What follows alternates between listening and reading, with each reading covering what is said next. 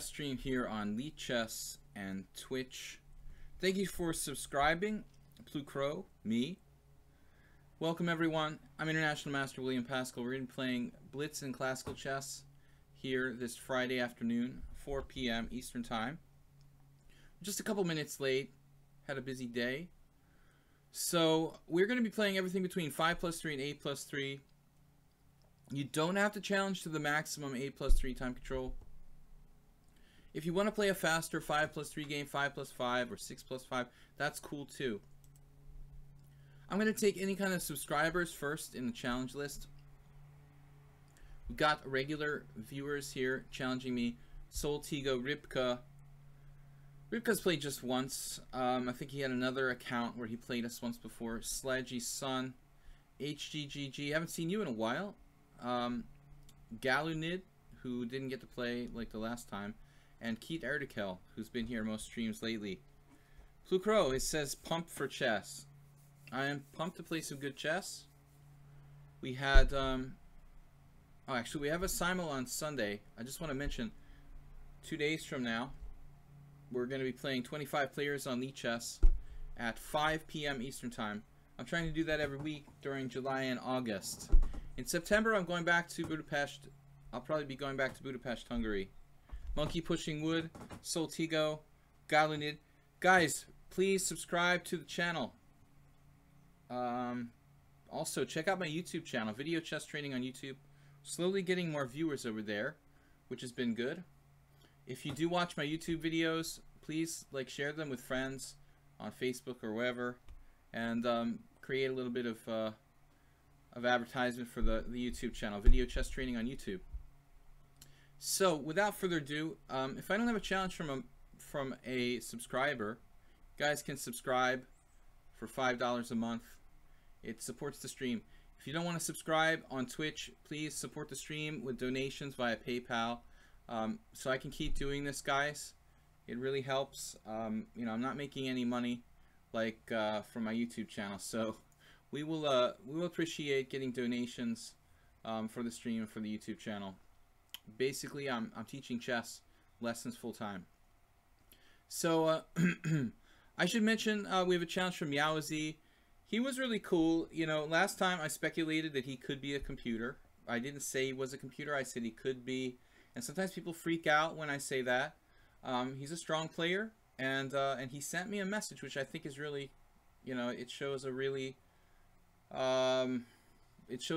great character when someone, you know, just sends you a personal message that says, look, I'm not a cheater, I'm a real player, this is my rating.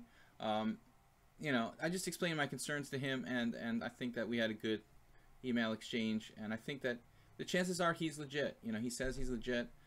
He beat me 2 out of 3 and a draw, and I felt, you know, like a couple of games were really perfect by him, but honestly the last game was poorly played. I think a lot of mistakes by both sides. He's just faster than me. He plays with a lot of bullet chess at 2500, so we're gonna have to be careful. He's 2600 in bullet, so it looks like a really fast player, but not a lot of info, you know. So when I play players who I don't know much about, my first thought is this is probably, you know, some random dude using a computer. But my apologies if he is indeed really like a 2400 FIDE player.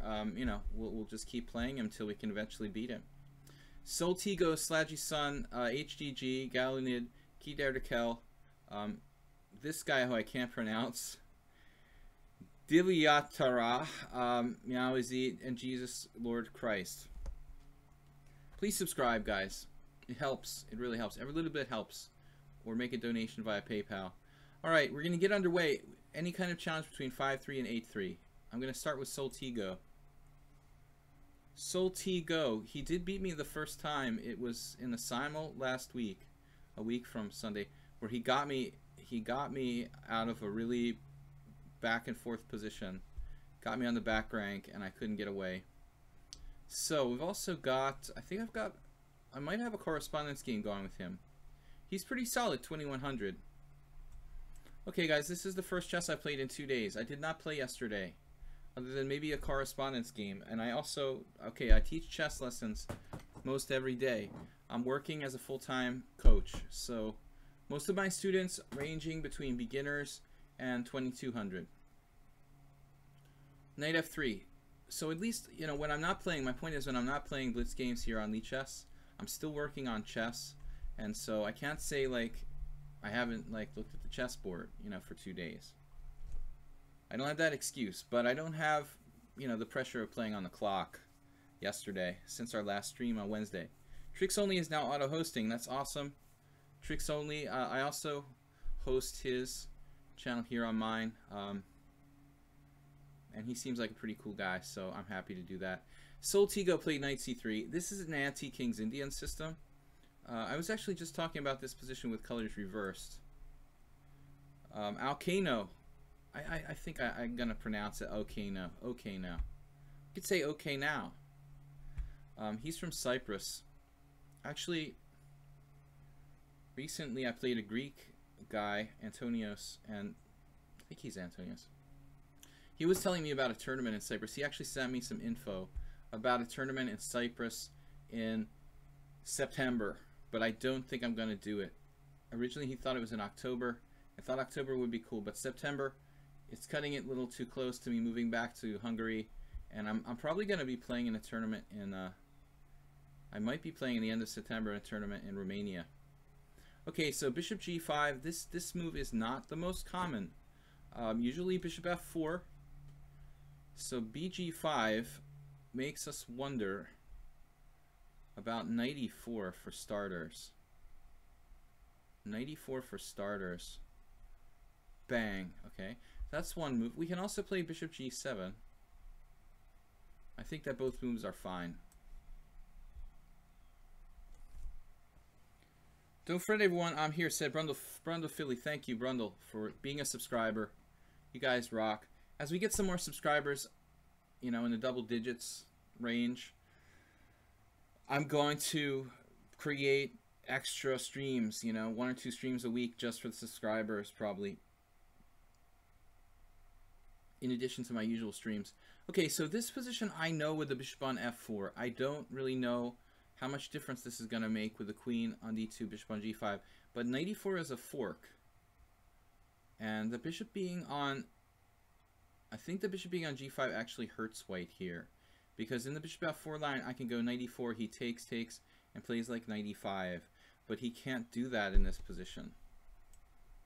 So there's a slight difference. The bishop on f4, knight takes e4, d takes e4, knight e5, f6, knight c4. That's like a famous, not really famous, but famous to me game, Satovsky versus Kasparov from like the 90s.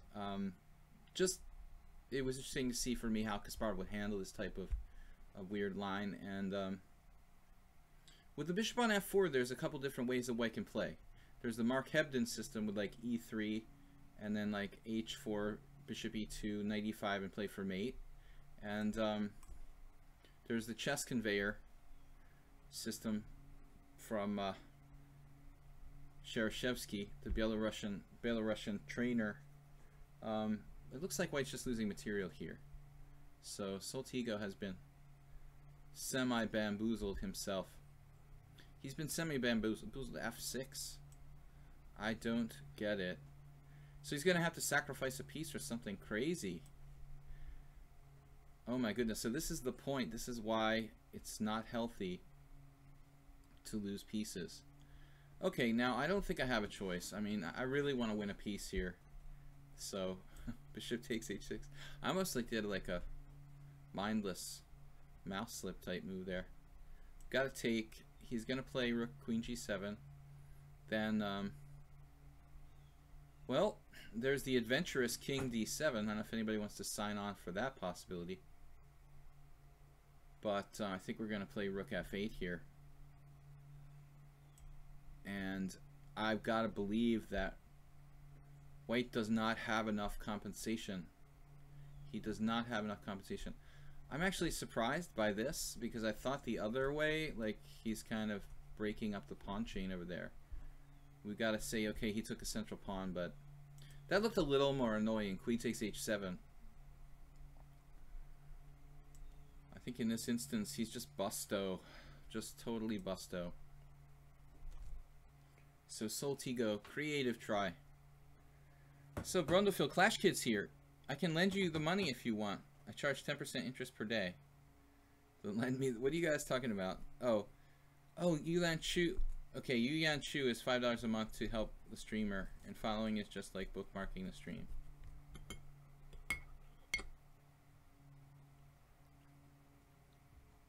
Look, I don't want to get anybody in financial disarray, but it seems that $5 isn't what it used to be. It's not that much money. It goes to a good cause. Okay, we're winning. Queen takes d4. Stopping castling, threatening queen takes f2, and threatening queen b4 check.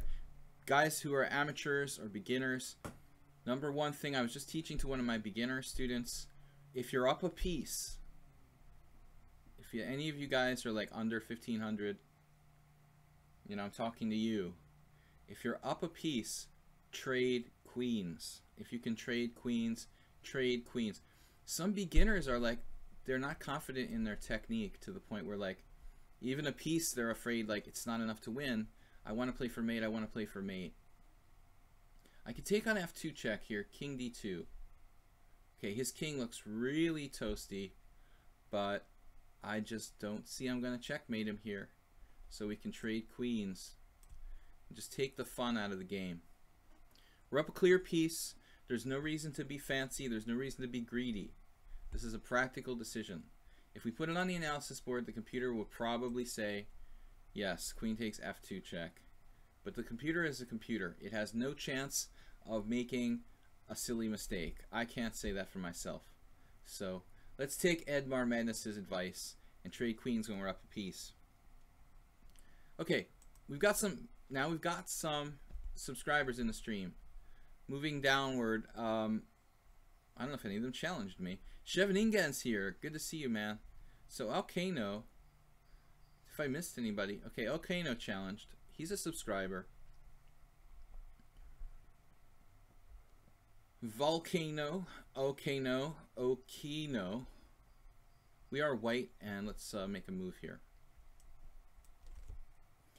Why not queen f2 and then queen d4? Ah, queen f2 and then queen d4. Well, he just plays king c1, you know? And I mean, I'm still not sure like what my next move is. I mean, of course it's fine, but it doesn't trade queens, you know? So I mean, my chance of blundering a blitz game when I'm playing with the queens off the board, it's like cut in half practically when I'm up a piece. I mean, when you're up a piece, you see a master lose a blitz game up a piece. I mean, the majority of the time it's some kind of like situation where the queens are on the board and he just like gets mated by some oversight. I mean, Alcano plays the modern defense, which we don't get a lot of here. It's actually transposing to a classical Pirtz now. White has some different options. I'm going to play h3. The Makaganov? Makaganov is actually against the King's Indian. I'm just thinking, does this have a name, this h3 against the Pirtz? I feel like Makaganov is related to this too, but one of my nemesi, can you say that, nemesi? In New England, when I was living in New England, on a regular basis that is, Igor Foigel, who is a Ukrainian trained international master who was GM level, he used to play this setup with white. I remember losing to him once, a really nasty game. He also played the Pirtz with black, which makes that an interesting choice. B6 though, I like this from Alcano. I think I've actually played this way myself in some stream games. Double fianchetto makes a lot of sense to me. E5 is interesting. E5, let's try it out. Got my coffee here. Hold the account. Had I the account, I'd subscribe. Don't want to be scammed or saying they paid for something they didn't. Subscribing means you don't wait to play. Don't queue with everyone. I wouldn't do it for the lessons, I do it to help. But you're getting the lessons for free. Why buy the cow if you can get the milk for free?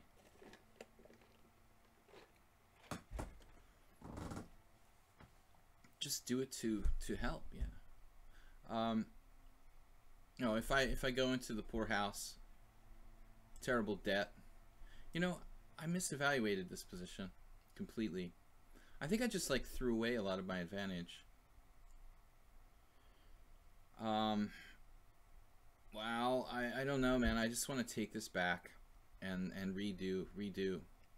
I mean, knight takes e5. It was almost like I thought I had an extra move or something. Okay, I guess we're going to take with the pawn. This was not the original plan, but I'm not sure that pawn takes e5 is his best move. He doesn't have knight g4, he doesn't have knight e4, and he doesn't have knight d5. So all of his most active squares are covered. And on the other hand, looks like we might have some threats, some legitimate threats. So, if you go to the theory here, you might find that knight d7 is a line. I think I actually ventured that in a simul game here. Knight e8 is like too passive. Knight e8 is ultra passive. Obviously, my e5 pawn is a little bit overextended. Again,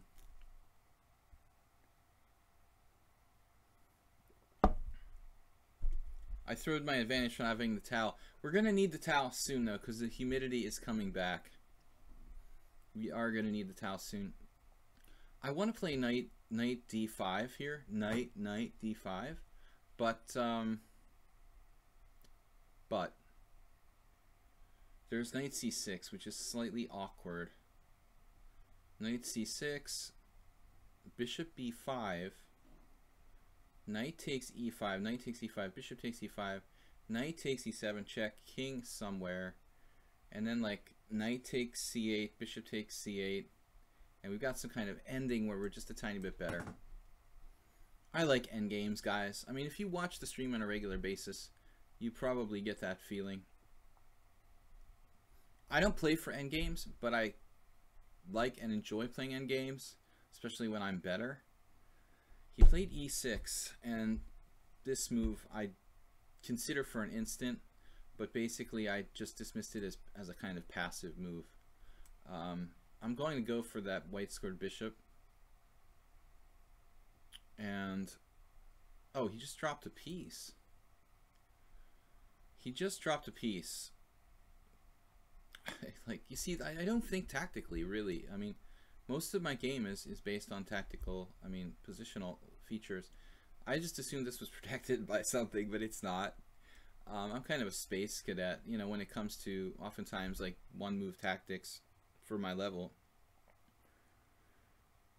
But I'm not the only one. I mean, there's a lot of strong players who are kind of out of it tactically. I just don't use it, you know, use just tactics in my games. Now here we have this knight. I'm up a piece. This is not an issue. It's a non-issue. But bishop b4, knight b4 might be a problem for me. I don't know. Bishop b4, knight b4, bishop b7, rook b8. He could trap a piece there. You know, the truth of the matter is my knight is really close to getting stuck anyway.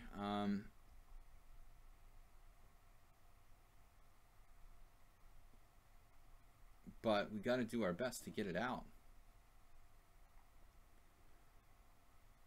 Well, bishop e5. I mean, this should be fine. Alcano played too fast. I think he might have played too fast the last time we played too. You can sometimes a pawn down if it's still a draw. Okay, winning a piece within 11 moves. You're very cruel to your subscribers. I'm not sure, man. I mean, my knight could get trapped still. I'll be 100% sure when that guy gets out. If I didn't win a piece, he gave me a piece. There's a big difference between those two things. He's making a donation to the stream, but I wasn't asking for material donations in the sense of like on the board. I was talking about material donations of you know, a monetary type. I mean, I really appreciate the generosity, but how does my knight really get out, though, you know? Its story is not yet finished. We're kind of hoping for knight e7, but where from there, you know? And should I trade his knight on e5?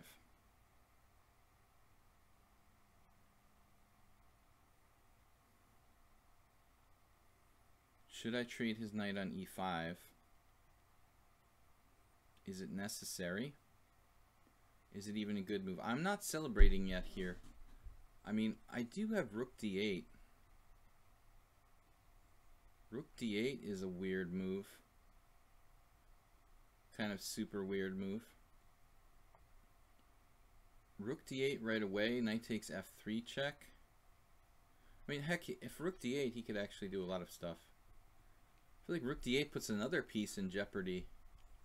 Knight takes e5, bishop takes e5, rook d8. There we go. Another genius tactical stroke. Okay. If we win 2 pieces, then we're golden. Alright. Sometimes it takes us a while to see the obvious. This won't be protected. When I play rook d8, not only will I be defending my knight, attacking his knight, but his knight will be pinned to the rook that's no longer protected on f8. Alright. Basic tactics. Somebody was saying that was the tricks only as like 2900 in tactics training. I mean, I don't know, man. I would never be able to do that. My game is like much more like over, you know, everybody's different. I mean, we all approach the game differently.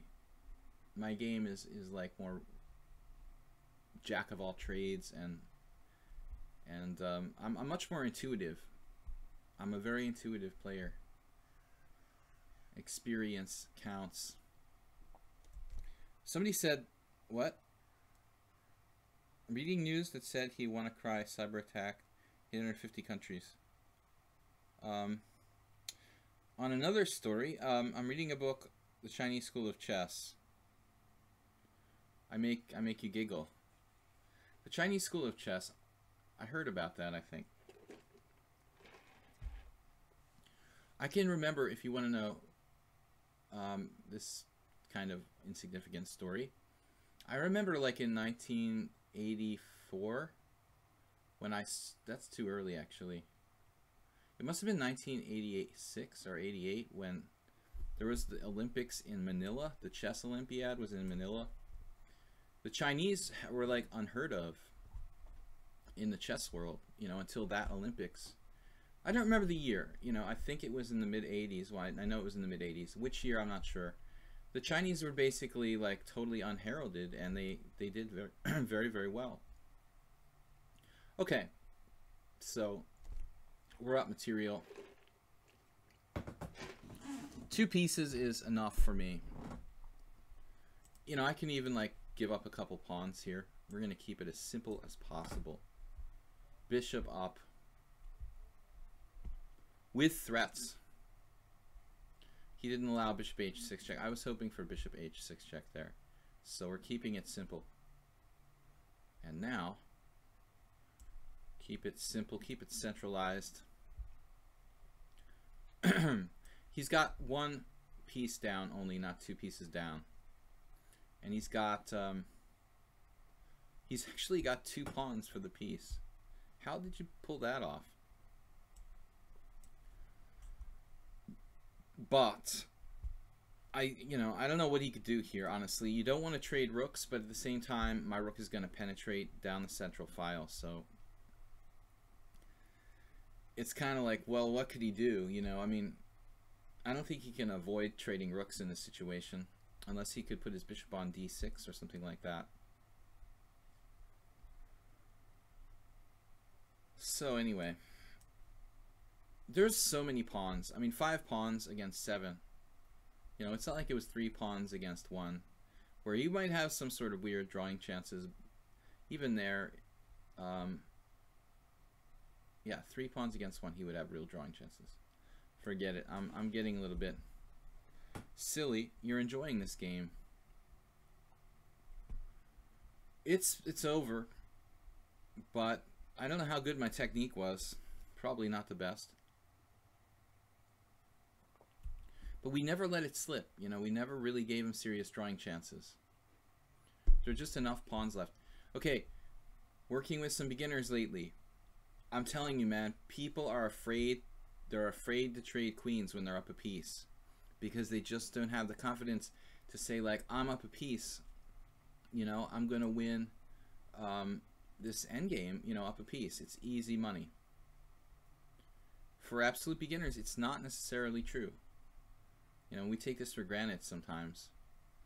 I wonder if I should play f4. He's almost getting mated here. He's real close to getting checkmated. I'd love to get my king in on the queen side and maybe win a pawn down there.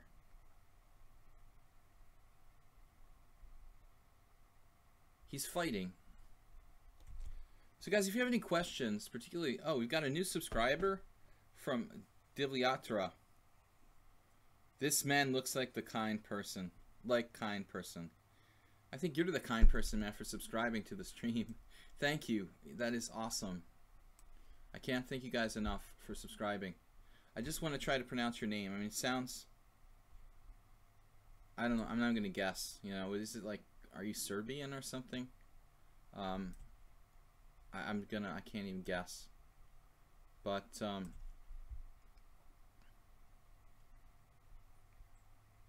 it sounds Eastern European style. I mean, I realize that's probably not his name exactly, but it may be like part of his name. Alcano is making life difficult for me here. Making life difficult has been called. Yeah, this move, I don't know. He's really, really hanging on. This should be a pretty straightforward win. But you're making me doubt myself. Alright, back to c4 maybe? He doesn't have c6, he doesn't have b5. Looks like we're going to have to kind of zugzwangen in this position. Not so easy. He's hanging on like a dog. Dog biting on your shoe or something like that. Surprisingly difficult. I think I made some inaccuracies for sure. What if we go bishop d5? He goes b5 check, laughs at me, and then draws the game, man. I mean, you've got to be careful at all times about this type of stuff. Counterspiel. Oh, man. Not easy.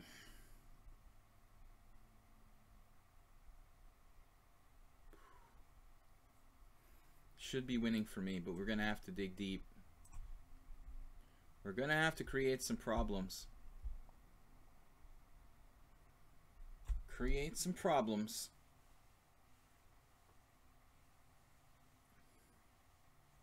Down to 1 minute 19 seconds. Born in Bosnia. Okay, living in Hanover. Okay, so at least that was close.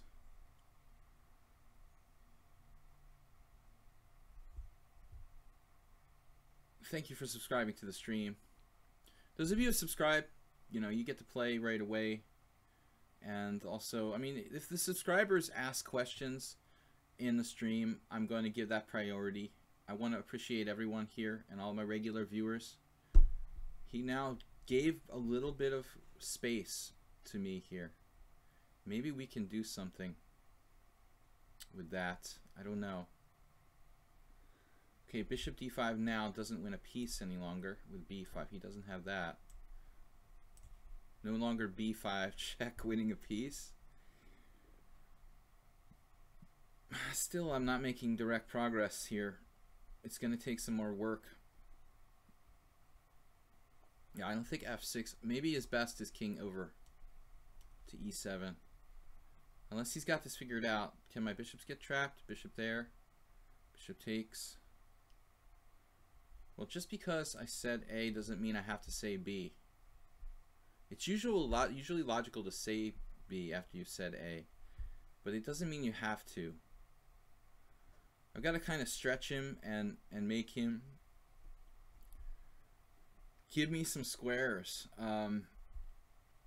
Yeah, I mean, now if bishop takes h7, king f7 is kind of awkward.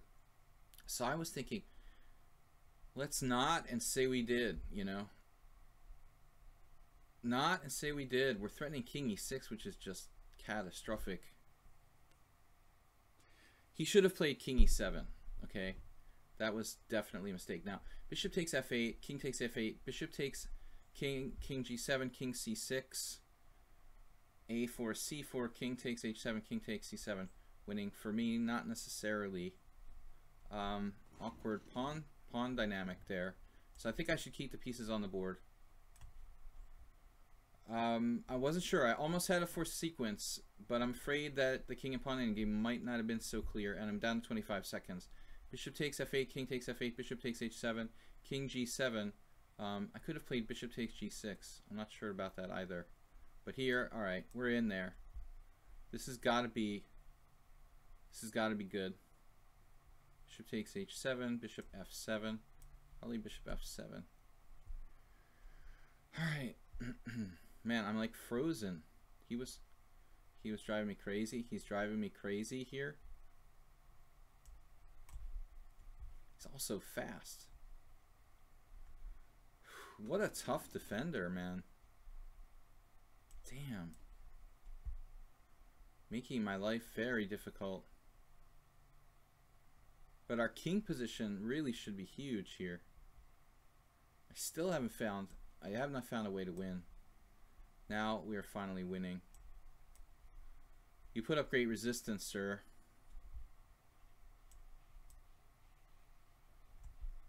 I mean, I just, you know, I guess I was winning all along, but I mean, it was really, really tough right about this point where I got the king in there.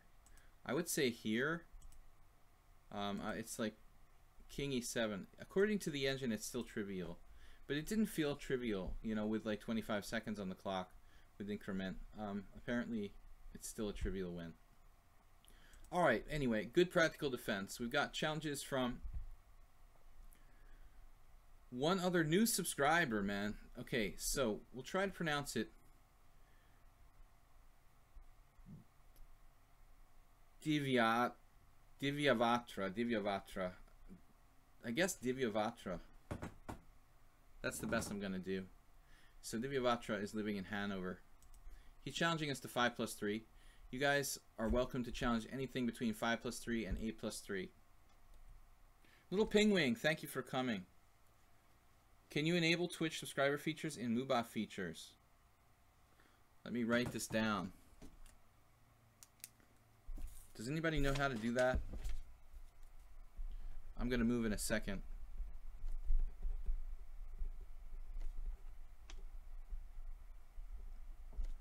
I have to enable this for Blue Crow later in Mubot. Do you know the command, Blue Crow, offhand?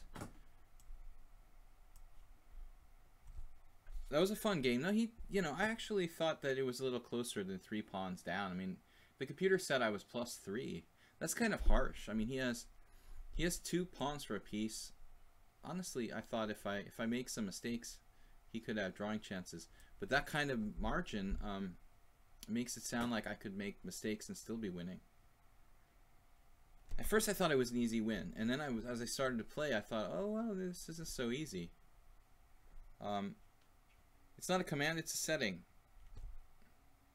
A setting.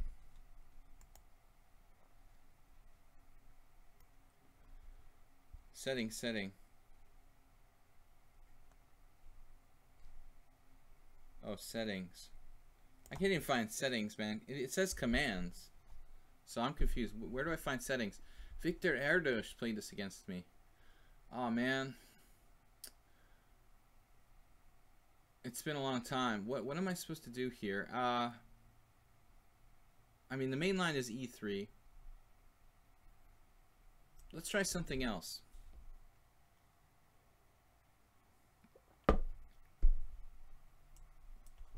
This kind of transposes to, okay, D4. This almost transposes to something like an English defense, I would say. Interesting move, e6 there. Now am I supposed to play d5 and go into a Benoni? Should I just keep the tension? He's playing quick. I didn't really intend on playing a Benoni type of structure here. I don't know what to do. Just bishop g2? Yes, bishop g2. He's fast. Let's check his stats. New subscriber. He's oh, it's okay. It's a pretty new account. Normally I wouldn't play this player, but he did subscribe. He's only got about 50 games. Less than 50 games. Wow. Okay. Let's see. Castles. So I guess I have to take here. G3 is a move. It's not like the main line. There aren't really like that many great plans against knight d4. It's a move that's had, it's Lebojevich's move apparently. It's had quite a good amount of success in its career as a chess move. I drew with the solid Victor Erdos with white once, but you know, he probably shouldn't be playing that line with black against a low rated player. This looks like perfect for black. We have some kind of symbolic advantage, I guess. Symbolic advantage with the long diagonal. Our pawn is obviously isolated on d4, but it's not really an issue. We can undouble him when we want to. So I think we probably stand a little better. A queen a4 may be a blunder or not. Blunder or not. Queen a4. Queen d7, queen b3, rook b8. That's kind of annoying. Rook b1. Rook b1, rook b8. That's the problem.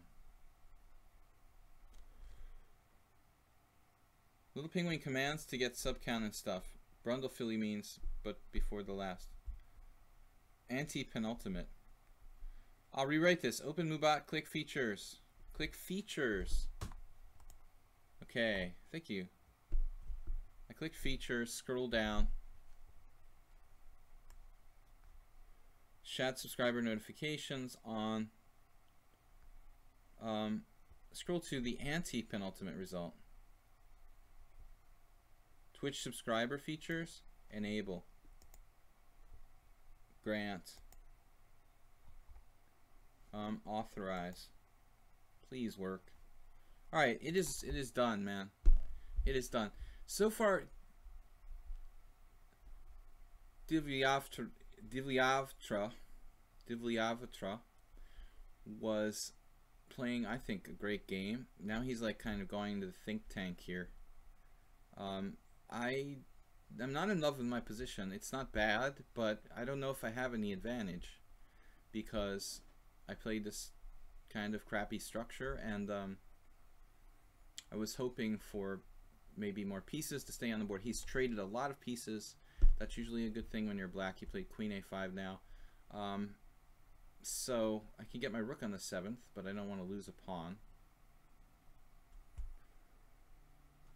Man, so it's just, I don't know, I'm not really enthused about this. Just not enthused. Bishop takes b7, take, queen takes a2, and he remains with a strong pawn. What can we do? Just defend our pawn, man. I mean, I don't know what else to do here. White's position is fairly low maintenance, though. I mean, even though I have an isolated pawn, this is probably like the safest IQP position I've ever had. I don't feel like that pawn is under any threat. I could even play f5 at some point and jettison a pawn to create a passed pawn along the d file.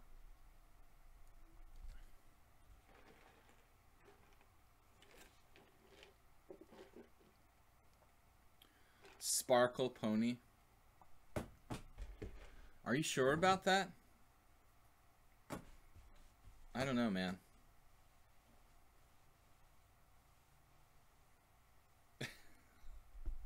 I don't know if that's gonna stay like that. That's seriously. Bronies. You know, one of the first things that I got when I started streaming with this account on lichess was like, "Are you a brony?" And it was funny because I knew what a brony was. I've heard of that, like boys or men who like My Little Pony.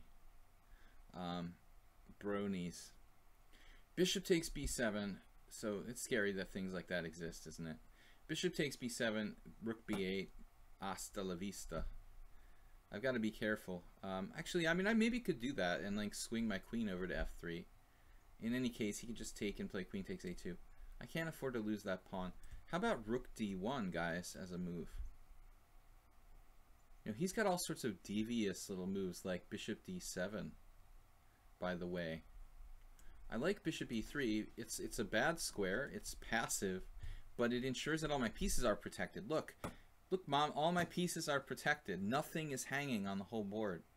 Nothing. You know, there's no pawn that's not protected. You can't, you know, you could probably almost say the same thing for my opponent. His queen is unprotected. His pawn on f7 is unprotected. He's getting a little hesitant. I like that. I like that from my opponent. We like to see hesitation. We can go for it with f5 here, but he has queen takes f5. Yuck. That's not happening. Bronies. d5. Just build up. f5, queen takes f5. That's such a disappointment. I mean, rook d1 is probably okay. I'm afraid this game is just going to be decided by the time, the proverbial evil. Undoubling our pawn. Or creating the monster passer. You decide. It also opens up the bishop on a7, which is kind of like a sneak attack. But I think that we stand more active. Against a computer, I wouldn't be too excited. Little Penguin, thank you for subscribing. Brundle Phil, all you guys, we got a bunch of subscribers here today. I wonder what Mr. Sparkle 2 listens to of his music. I like all of Sparkle Horse's music, but I listen to all kinds of indie rock and alternative. I haven't discovered anything really new lately. Too busy doing chess streams. I go through phases. It's kind of like reading books. I go through phases where I'll read novels and then I won't like pick up a book for like 6 months. It's kind of the same thing with music. When I was playing a lot of poker online, hello Bishop, I used music as a way of just kind of like creating like a relaxed kind of mode, you know, to play in. Exchange sacrifice here. Looks like it could be on the agenda. Some positions. But bishop a4 is pretty nasty. Pawn takes pawn. Bishop a4. Kind of like e7 there. Sack the queen. Play rook takes d6. I don't have a good move on bishop a4, so we probably need to just reposition something here. Bishop d2, anybody? Doesn't really help the cause. Rook c1.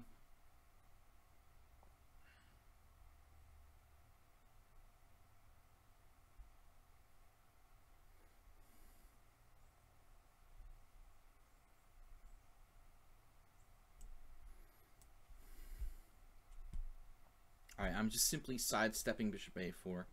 I just don't want to see that. I didn't see a good idea as far as how to sacrifice the exchange. I had the gut instinct this might be a good move, but you know, he could simply just play bishop takes e6 there. I mean, actually, I'm not convinced at all about pawn takes e6. Now, bishop a4 is pretty combative. Bishop a3 is another move. Want to just stay active, centralized.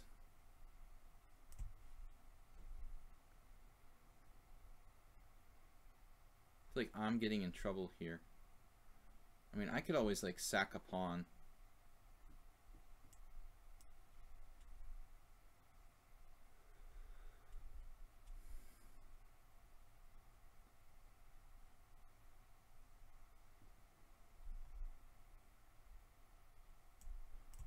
All right. Does your queen get trapped?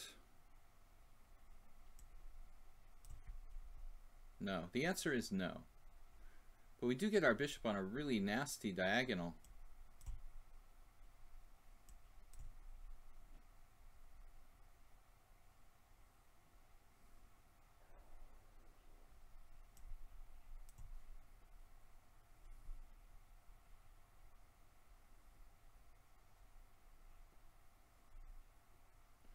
Bishop a6, bishop f1.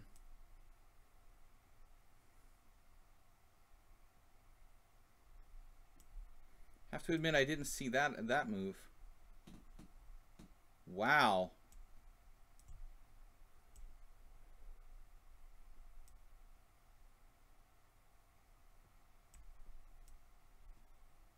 He's like winning. Oh. He was winning. But he's totally freaked out. He was totally winning. You're just totally winning here. Rook a2. I mean, if you're not winning, you're really close to winning. Maybe you're not winning, but it's damn close to winning. Rook takes f2, king h1. Okay, I guess this is a draw, but it's super scary for me. Just on the margin of hanging on. And would have had to play perfectly, perfectly there. So he just freaked out. But apparently he was winning immediately with rook takes a1, bishop takes a1, rook d2. I haven't gotten in really bad time pressure of this magnitude in a while. Very nice game, sir. But was I ever better, I was better. But how seriously better? That's the question. Apparently we're following a Kramnik-Anand game, which I didn't know about, of course. Yeah. This is Kramnik-Anand. Now we've left Kramnik-Anand. Kramnik has left the building here. Kramnik must have played knight takes d5, but that's not something that occurred to me. I don't know, man. I mean, Kramnik played that, I guess, knight takes d5 move. Everybody drew. Castle seems more normal. So this is like all theory. Zoltan Ribley versus Peter Wells. Budapest 1998, no doubt. Man, dude, I mean, this is such an easy line for black to play. Puts the bishop on d6. Another Ribley game where Ribley couldn't win. And looks like we got the advantage. f4. We're following that? No, Ribley played queen b3. The engine says f4 is better. I don't know, man. Good game, though. Alright, any other challengers who are subscribers here? Bob is back. We've got a challenge from Bob. He's also a subscriber. And who else? Little Pingwing, are you challenging me? Because if you are, you would be eligible to play. I don't think Little Pingwing plays on the stream. Alright. So, +7. Anyway, good game, man. Interesting line. I've never actually faced anyone here on my stream who played the knight d4 variation, so that's a good weapon. But the drawback of that variation, like Victor Erdos can tell you, is that it's kind of like not a good winning attempt. If you want to draw against a stronger player, though, like your case, you're lower rated than me, and the draw is okay. Knight d4 is a good line. What's up, Blue Crow?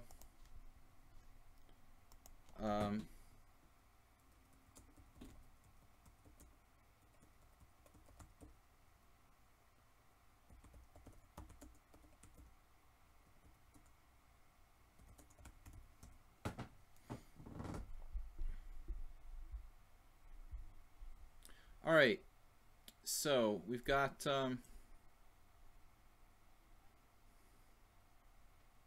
B3. Alright, I've been playing mostly B6 against this. I also like knight F6.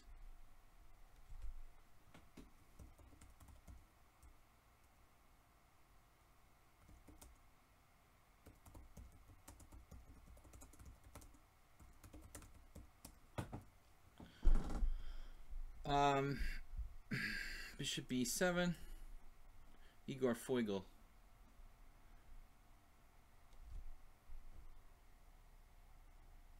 Your heart started to knock too fast in the last 5 secs. You're, yeah, I've had that. I've had, like, panic attacks when I was in really bad blitz, too. Once against, yeah, once in a tournament game, I started to have, like, heart palpitations against Enrico Salviano. I think I just drank, like, way too much coffee that day. I had induced, like, a panic attack, and, I just, like, couldn't even concentrate. I couldn't even sit down. Yeah, sometimes your adrenaline really starts to go when you're playing, and blitz too.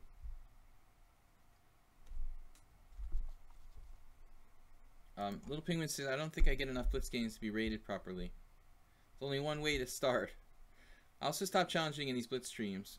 You need more time to think. Clash Kid, that's fine.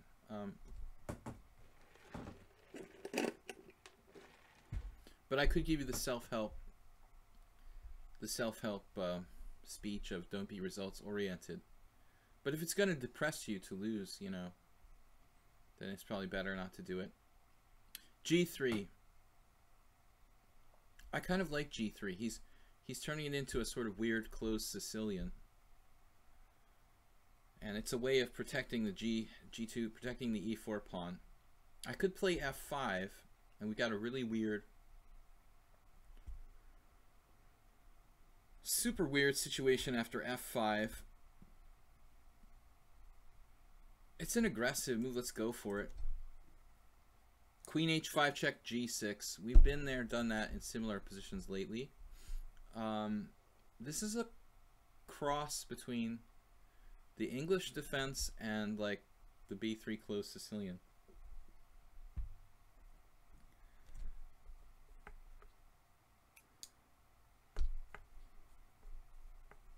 The trolls are horrible, but I find them humorous.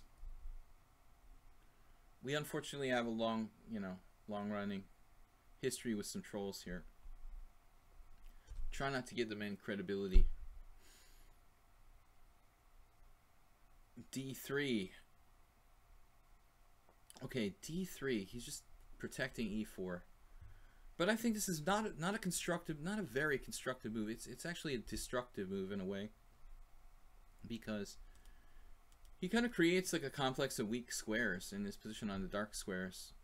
Although it's not that easy for me to exploit it. Can we go? I'd love to play G6 and Bishop G7, but I can't play G6, can I?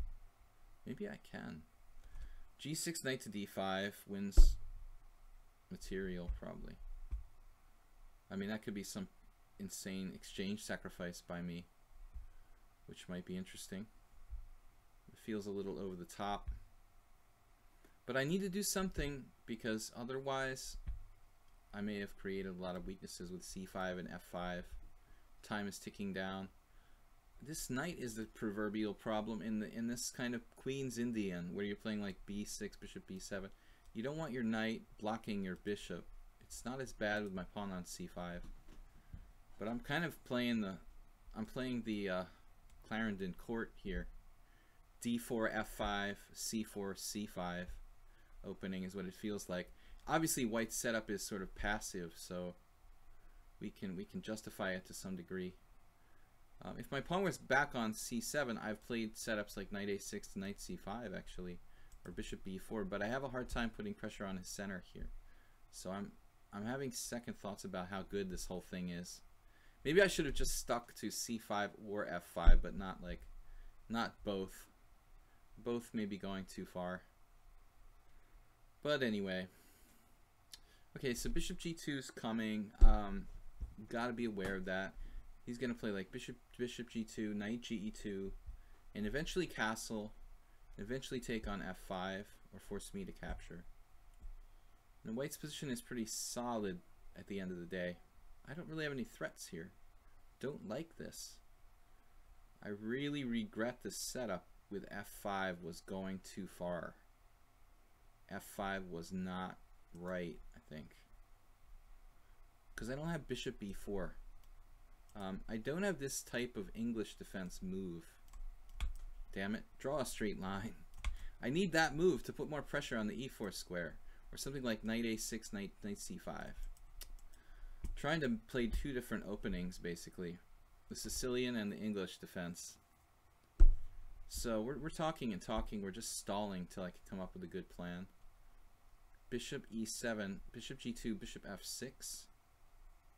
That looks kind of cool. It also looks extremely time-consuming. Knight f6 is obviously... Alright, I need to go to the current position and play knight f6. This is like spending 3 minutes to play the most obvious move on the board. In that 3 minutes, I learned an important thing. I don't have an obviously good move. So we're just going to revert to playing intuitively here. That's alright. I just don't see anything better. We've got a problem piece, the knight on b8, which I'm not really proud of. I'm also concerned he can play like e4, e5 eventually down the line. We don't want him to take on f5, so when that becomes a possibility, we'll probably capture on e4. I would prefer to have my a pawn on a5, this pawn back on c7, and something like a knight on c5 here. Galanid. I missed someone's referencing Galanid. Okay. What do you think about the King's Gambit? Yeah, I know you're asking Clash Kid, but King's Gambit, you know, it's actually a very interesting opening. I guess against the well-prepared player who's expecting it, it's probably not so great. The element of surprise. Was it Winston Churchill? Who's the famous like world leader who emphasized the element of surprise? Castles. Okay. Now he's threatening to take on f5. You never want to let that happen in this type of structure. Just something I picked up in my travels. White is probably better here because I played a mix of two different systems that don't really gel. The c5 and f5. We'll see which way he takes back. It looks like a hedgehog tactic. He may be threatening to win a piece with something like e5, bishop takes g2, pawn takes f6. I've got to be a little bit careful about that. No great square for my queen. Knight c6 doesn't help too much. He has then e5 anyway. Then I'm like just passively getting compressed. I just don't think I can let him play this move. I don't care what happens. We are going to try to stop that without playing d6 ourselves. It's actually basically impossible to stop that, isn't it? Maybe I can play d5. That's a scary thought. I really like White's position here. He's all over me. He is all over me. Man, I hate my position. Ooh, this looks bad. I don't even think I can find a decent move in this position. e5. It's grotesque and like horrifying. I mean, that's what I have to play, like e5 or d6. I mean, d6, e5. Bishop takes g2. Pawn takes f6. Actually, maybe that's not so bad. d6. He can play. I can play bishop takes g2. Man, this looks d6 knight f4. Another reason to resign. Oh my god, this is bad. I'm gonna play this. This is hideous for black. My position is hideous. I just played e5 because I'm terrified of this. And I hate my position, but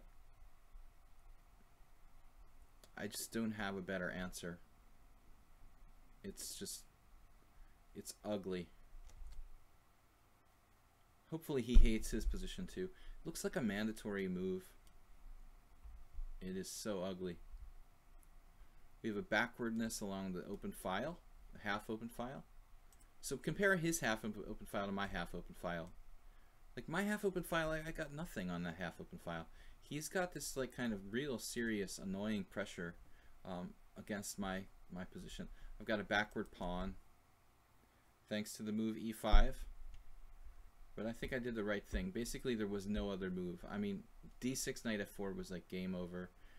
And anything that allowed e5 would have given him like a crippling spatial advantage. Sometimes you just have to do the ugly move. What's up with Brundlefilla? He's joking. For fun, that was the variation I wanted to play. e5, bishop takes g2, e takes f, bishop takes h3. I agree. That's why it was almost okay for me. Now, we're still in like a terrible spot here. But I think we're going to just remain calm.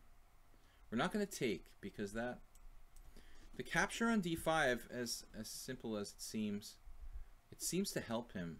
You know, his bishop is just enhanced.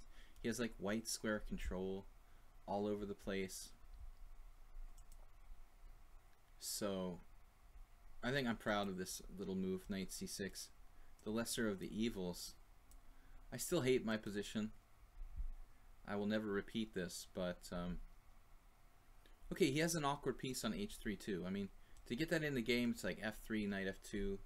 It may take a while to get that piece into the game, you know, whereas other moves like f4 are interesting but maybe risky. I don't know, you know, structurally risky. Maybe f4 is just a good move too, but it's very committal. He plays Simos too. Awesome. You like the longer games. Yeah, Sunday. See you on Sunday. You're talking to Wildfire. Wildfire? Oh. Alright, now I understand.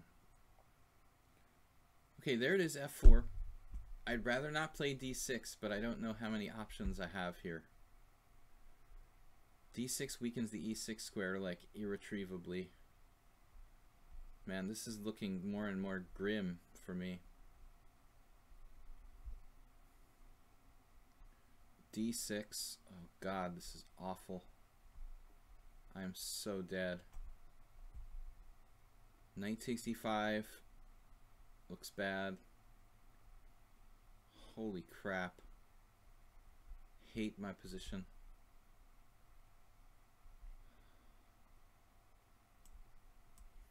My position sucks. This just sucks. There is no other word for it. And I think like my only defense that I wanted to try doesn't work. So now I'm busted. Missing the winning move. I think knight g5 just wins outright there for white.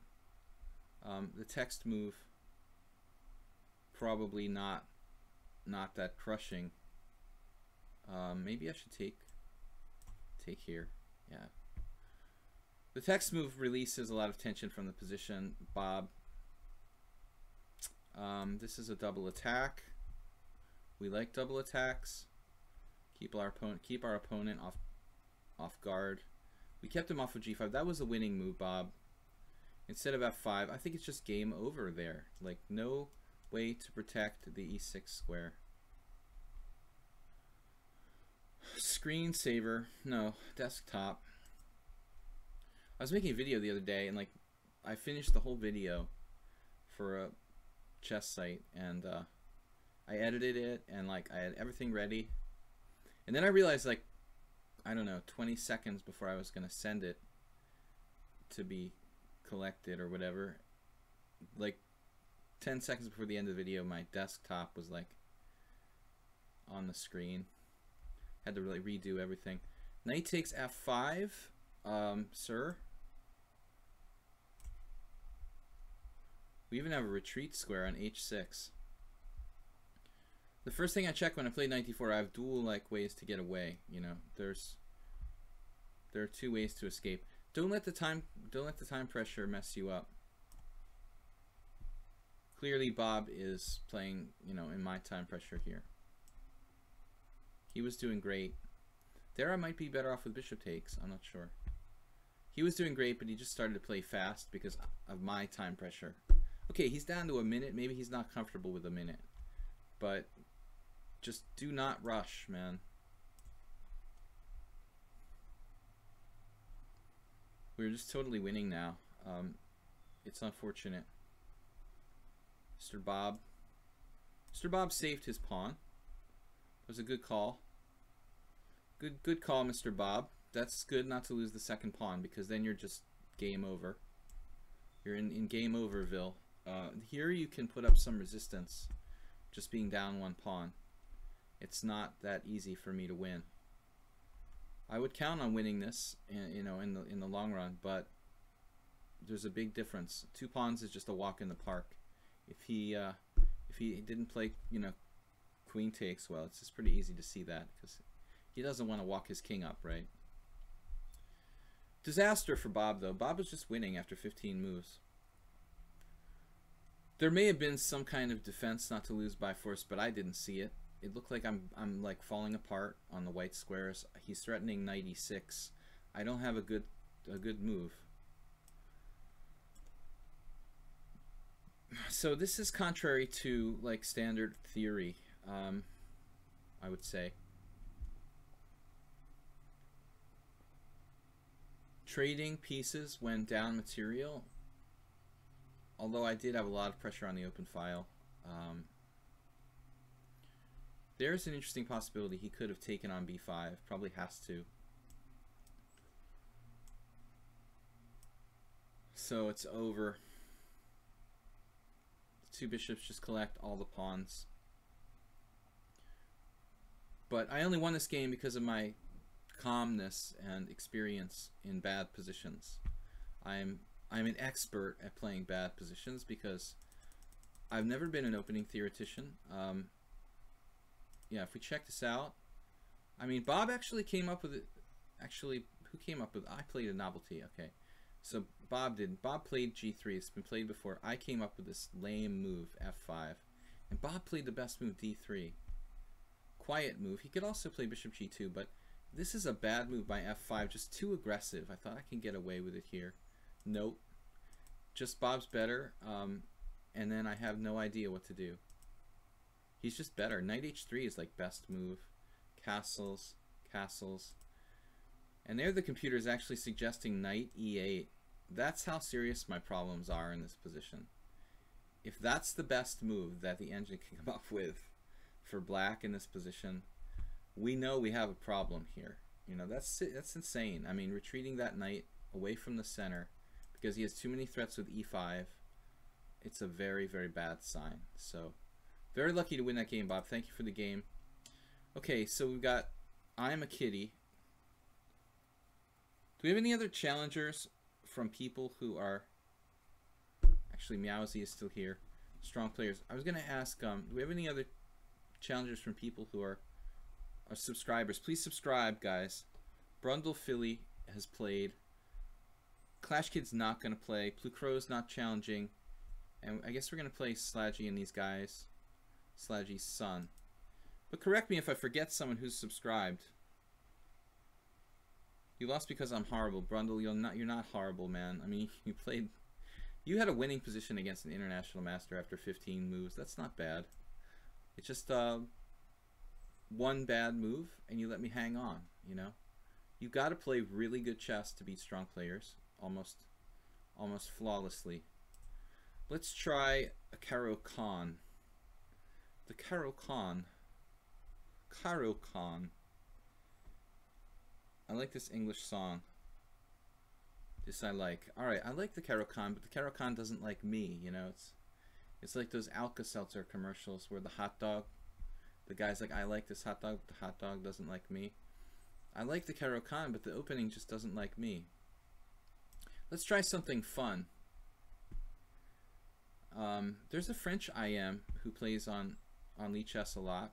I don't know his name. He's one of the higher rated dudes in the blitz ratings. Elda or whatever. He plays this all the time. The G takes F Caro-Kann is an opening that I always want to play. I used to play. I always had bad results with it. I lost to some players like in this opening where I felt like I probably wouldn't have lost to them if I hadn't played this. But another thing that I've done over the years, Anatoly Karpov played bishop f4, but I'm not sure against Miles, but I'm not sure if he played bishop c4. I think he played bishop c4 first, then bishop f5, bishop f4. Slaji-san, bishop f5, bishop f4, bishop d3. Okay, bishop d3 is like a really, you know, friendly move. Oh god, I hung a piece. I should do like a king crusher. Hysteria. Ah! You know that video where he like freaked out? I'd be like, oh no, oh. I dropped a piece. And he was so angry at the guy for like flagging him. Now, do we take or do we play bishop g6 and maintain the tension? Maintaining the tension in the middle of the board. Emery Tate, rest his soul. He said, 2 bishops. Made with the 2 bishops in the middle of the board is better than sex. That was his greatest quote that I ever saw. My Emery Tate imitation is really weak, though. We've got to find someone who can do it properly. Emery Tate was just a living legend, and unfortunately passed away last year. Whatever. We'll just develop here. E5 is interesting, though. I feel like I'm playing a little bit passively. A little bit passively with like taking in e6. King Crusher freaking out.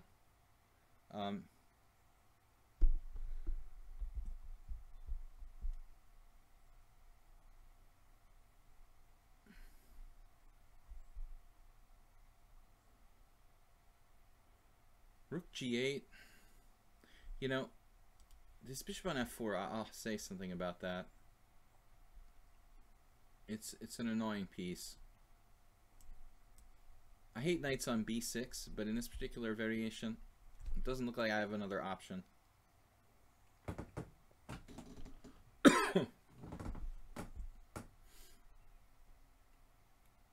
He has a kind of white square complex that's pretty weak because his white square bishop was traded.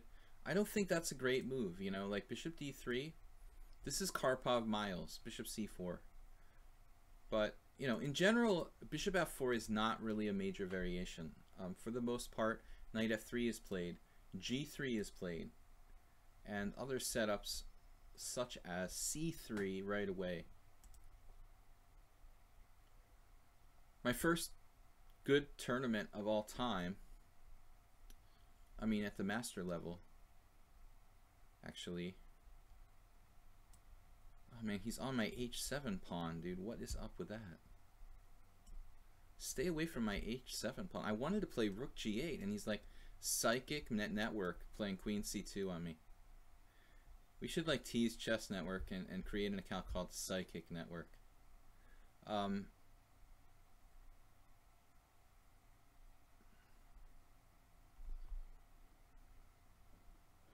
Not clear where both sides are castling here. This is so irritating. That's the whole point with the bishop f4.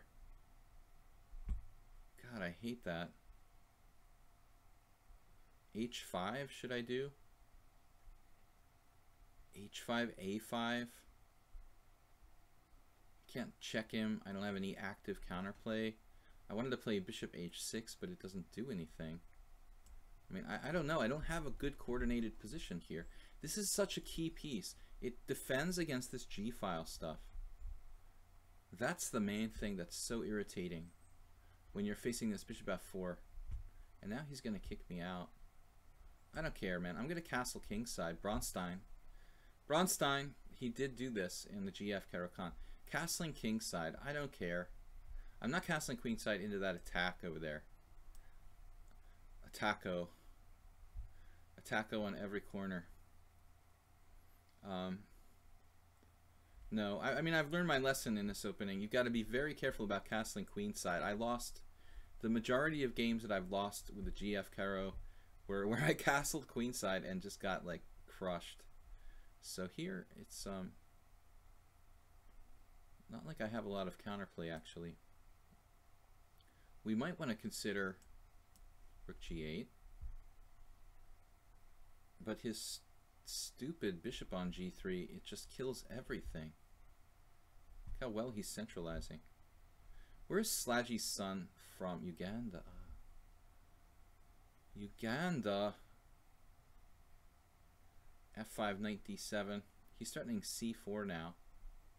Just reducing me to a blithering idiot, probably. A little more control over d5. I hate my position. Every game I'm just like getting outplayed in the opening. I mean, look how well he's played this opening. Flawlessly. You like the YouTube vids a lot. What are you talking about? King Crusher? I know, rook e4. I was waiting for rook e4 since like last week. Interesting. Alright, rook g6.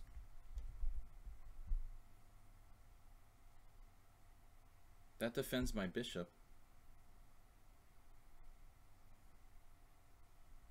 I'm definitely scared. I've got no play along the G file. It's like, that was what I was talking about with the psychic network. He dialed in like weeks ago. You know, he knew that I was going to play the GF Caro. He was ready for it. It's a sensible thing, though. I don't remember the famous game that Miles is always remembered for beating Karpov in the St. George defense. But to be fair, you know, he beat him in this other game in the Caro, which is much less famous. Alright,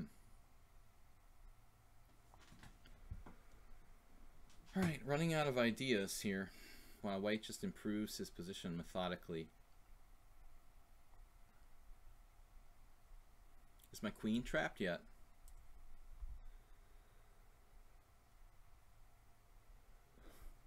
He's just owning me here. Just owning me. I don't see a better option. I don't like a5 all that much. f5 walks into knight h4. Forget about that. So if c5, we go rook g8 and go like queen d8 and try to get the pieces back in the game. White has a massive advantage here, strategically. Just totally outplayed me. Now, rook h4 is a scary move too. Is there a threat with rook h4? Not an immediate threat, I guess. Now king f1 was played. I love that move. King f1. Let's play f5.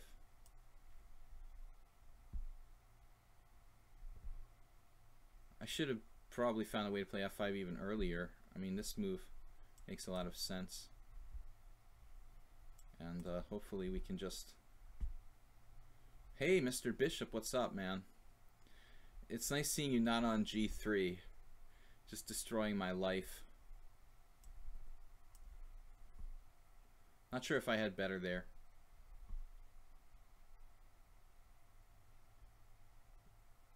But, you know, just not being lost is a good place to start. We're actually winning now. I hope. At least winning a pawn. But I don't want to play this opening anymore. Every time I play this opening, I'm like, why did I play this opening? I did it again. It's happening again. Now he's sort of panic mode.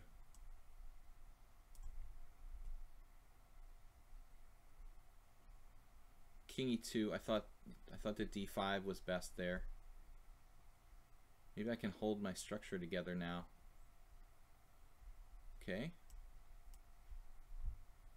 This doesn't change things all that much. King e3, and my rook will... Actually, my rook can come back here. I mean, I'm so lucky. It's the second game in a row where I was outplayed in the opening. Like, But once again, I said earlier, I don't pretend to be a great opening player, and it's always, I think it's always been my weakness. Some people might not agree, but I will attest to the fact that I've always believed that that stage of the game was my weakest phase. Wow, this is sweet. Rook d1, and then e5 is just a nasty move. Takes, rook e3 check, king f4. Does that even work? Wow, he might get away with that. Damn. I thought I was just winning. Rook takes, I was counting on the tactic. Okay, c5. Does c5 make it better? c5 is probably better, but I was really counting on e5. Alright, good enough for me. We could play for mate with something like takes e5, but I'm not sure that's really effective. Check, check, check. Yeah, this is pretty crazy.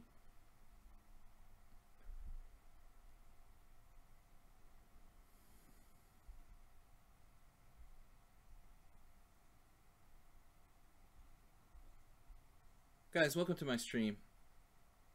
We've had some adventurous games today. Playing dubious openings on purpose. Oh man, there's gotta be something here. There's gotta be something here, I'm telling you. Oh, yeah. Oh, I know there's gotta be something here. Can't believe there's nothing here. It's just ridiculous. How is this even possible? Like, check it out. There's gotta be a mate. There's no mate. H6 check doesn't do anything. It's so weird.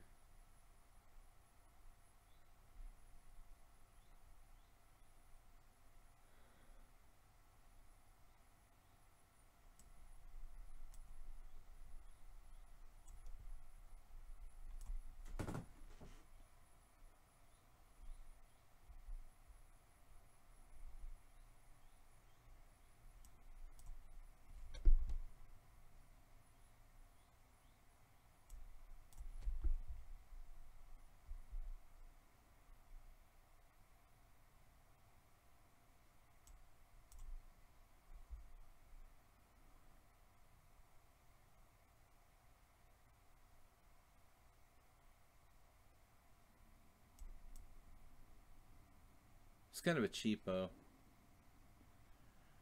Feel kind of bad. Feels bad. The cheapo takes him down. Bad opening, bad position, and a cheapo to end it. When I probably wasn't even winning. I mean, okay, the engine says I'm better here, but it's a draw, probably. I mean, I let him win a pawn. And it's just unbelievable. This whole defensive thing where his king just walks in there. I said, oh no, I've got to be winning somehow. It's not. Like, there's no clear win. It's crazy. His king just walks out there. King g6 apparently was the best move. Very difficult to find.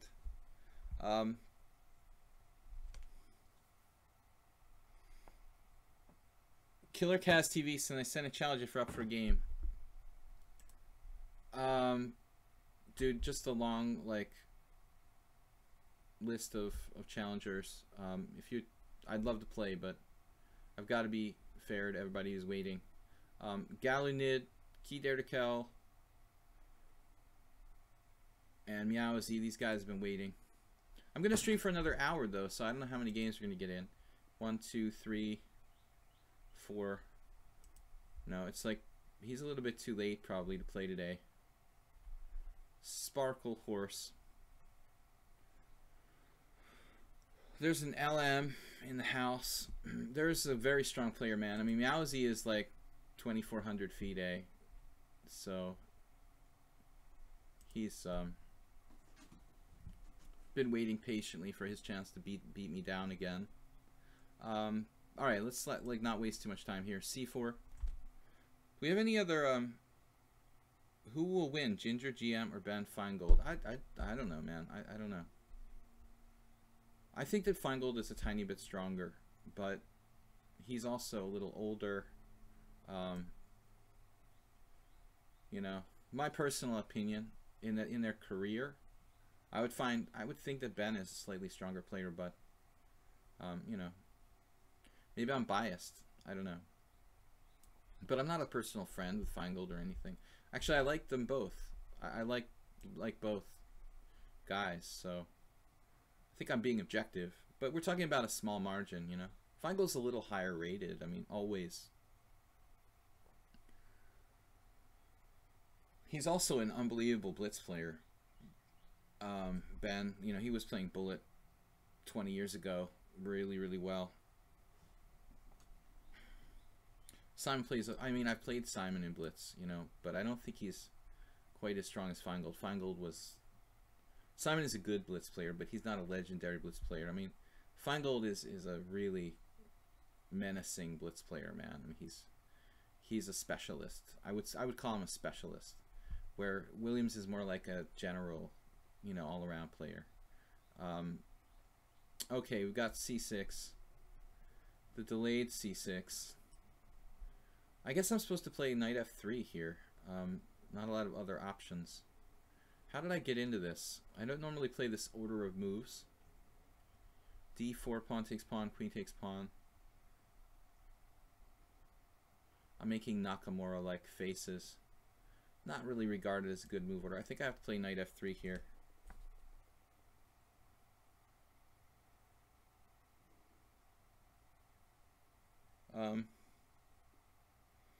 Yeah, Clash Kid, he's like 2389 FIDE. This guy Meowsy says. It's definitely possible. I mean, it could be a kid. You know, it's possible he's like a kid. And now with FIDE ratings, you can just like gain 100 rating points overnight. I mean, I have no idea about him. You know, he claims he's 2389. He's from Russia. He's legit. If you're a kid, you know, this didn't used to be the case. But if you have a K factor, you can go from like 2100 to like 2400 like practically overnight. That was never possible in the old days with FIDE ratings. So you can easily be an untitled player and have like 2400. It's something that wouldn't have happened even like probably 5 years ago very often. But now with the FIDE rules the way they are, although he should automatically get the FM title with 2300. So I'm going to drop a piece here. Let's not do that. C3 Sicilian reversed. Got to be a little careful. Probably, you know, he just didn't bother to like, or care, you know, to tell lichess that he's a FIDE master or whatever. You know, and sometimes like your federation makes you pay for the title. I mean, I knew some Hungarian players who, for a while, like the Hungarian Federation would make them pay, and like they didn't want to pay the $50 or whatever to get the FM title. So it's definitely possible. A little weird, but definitely, you know, could be the case to be an FM without, you know, putting it on lichess. Anyway, Simon Williams against Ben Feingold. I think that's a good matchup. You know, they're pretty close in strength.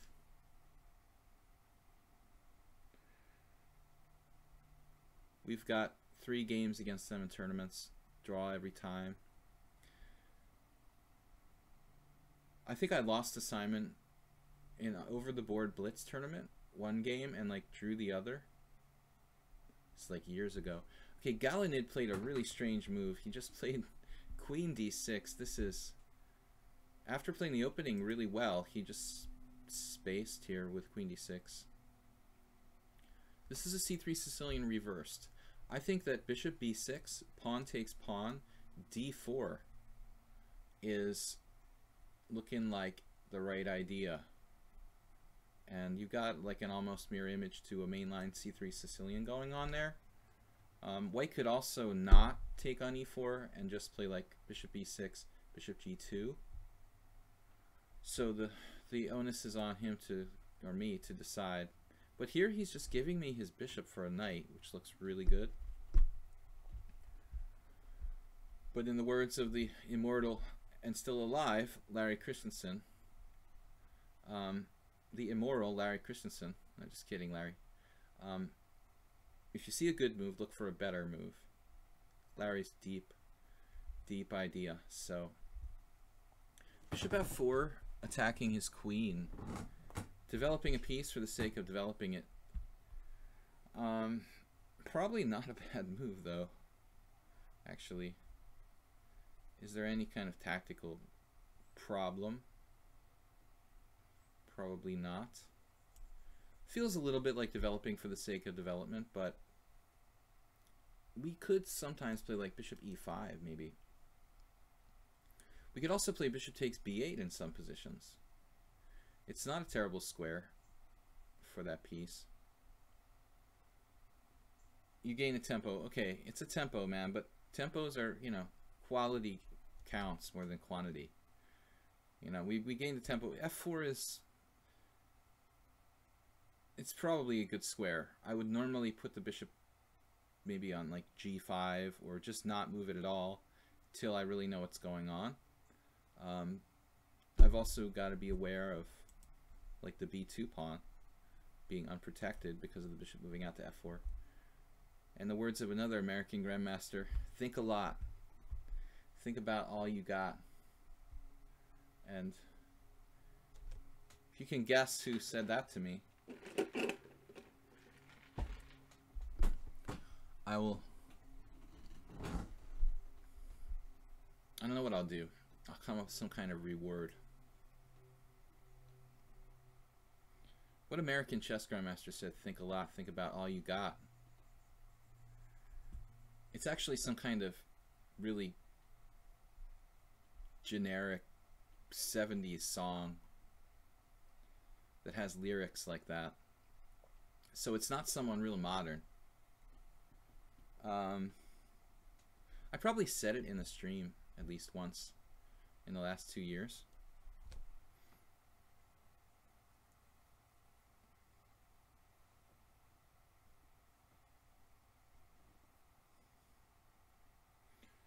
What do you mean? Ben is really good in blitz, dude. He's a phenomenal 1 minute player over the board, let alone like online. I mean, maybe he's slowed down that he's getting older, but I mean, come on. There was like, he's almost as good as Dlugi, like in bullet chess. He's comparable to like Dlugi. One of the best blitz players in the US for years. I mean, I would call him a specialist. Is chess the only sport where you have to buy your titles after you earn them? Well, I mean, FIDE is making a business out of titles more and more. Yeah, that's pretty sick, though. Well, you're technically not buying it. See, it's a question of the chess federation having to pay a fee. And to see what happens is those chess federations are sometimes passing the buck onto the individual, which is really sick. So I've heard of that happening in the Hungarian chess scene, and I think some Americans actually had to pay for a while.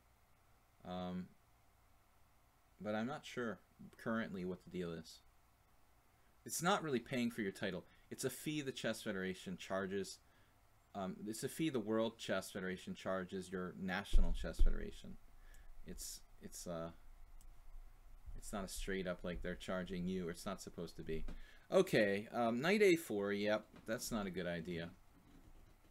So bishop takes f2 is pretty disruptive. We're going to have to play knight takes c5 or d4, which is not logical here. I mean, I don't want to lock this up. I have a development advantage, and you could probably play even e3, but that looks like a really weird move. The first thing I checked when I went into this was like queen takes b2. 8 years ago, I was looking at that, you know, but that's not an issue. Okay, so another thing I checked 8 years ago was bishop e5 is an interesting move. Trying to benefit from this bishop on f4, but I think we can play a lot of moves here. Rook c1, Pawn takes pawn, bishop e5, bishop g2. They all look good. But I think, number one, we probably want to try to keep an open game, you know, because we're ahead in development. So with that in mind, pawn takes pawn, d4. Well, anyway, it will be fun. I mean, I'm just counting on our development advantage here. He has knight takes e4. That looks really bad. I kind of felt like d4 was his only move. And then I was going to play knight d5. And then knight takes d5, rook c1, which is really awkward. Instead, he's played knight g4 when, well, bishop e3 is not really my cup of key. Getting dyslexic. So I have to play e3. I wasn't thrilled about this. Bishop could get trapped. But Galanid is just kind of mixing it up here. He's trying to create some complications. He's basically lost control of the center and fallen a little bit behind in development. His last hope would be to like trap my bishop on f4 or also create some weaknesses. But I have the bishop pair. I'm probably winning a pawn. And I'm just ahead in development, so pretty much everything looks bad for black here. Simple chess, bishop e2. Knight takes e4, knight takes e4, queen check. Maybe easier to play queen check right away. Sometimes I'll like not play something and not really know why, you know, I didn't play it, and that's one of those. That was almost one of those cases where I almost didn't play the most straightforward continuation, not really knowing why I was going to not play it, you know. All right, so he cannot stop me from castling so easily here. But still, it might be more prudent to go bishop e2.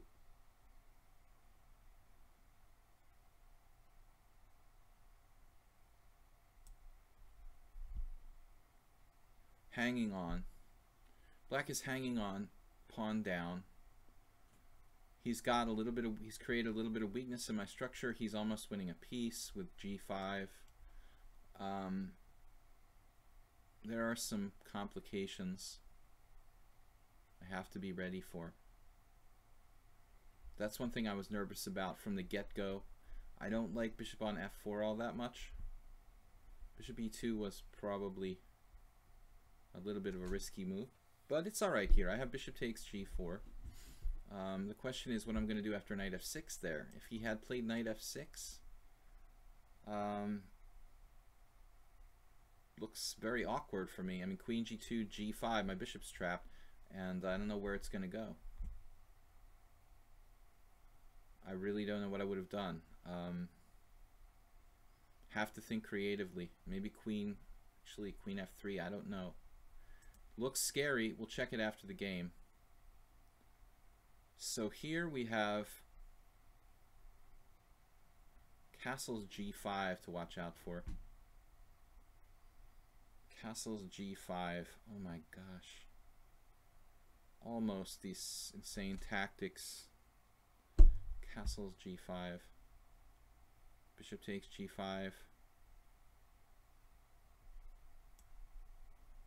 I don't know. I'm just playing on faith here. Bishop takes g4, bishop takes g4, bishop d6. Bishop takes g4, bishop takes g4, bishop d6.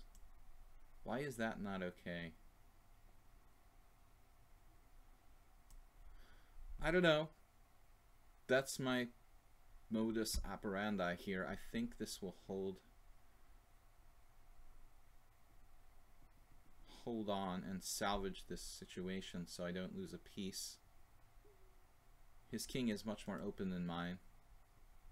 So at the end of the day, tactics should favor me.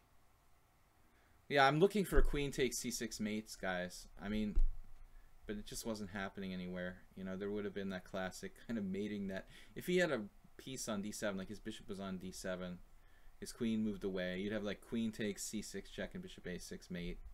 One of those tactics. So I go here. This looks okay. An eye for an eye. And at the end of the day, you know, the clouds disappear and the sunshine comes in and it's just like rainbows and happiness for white.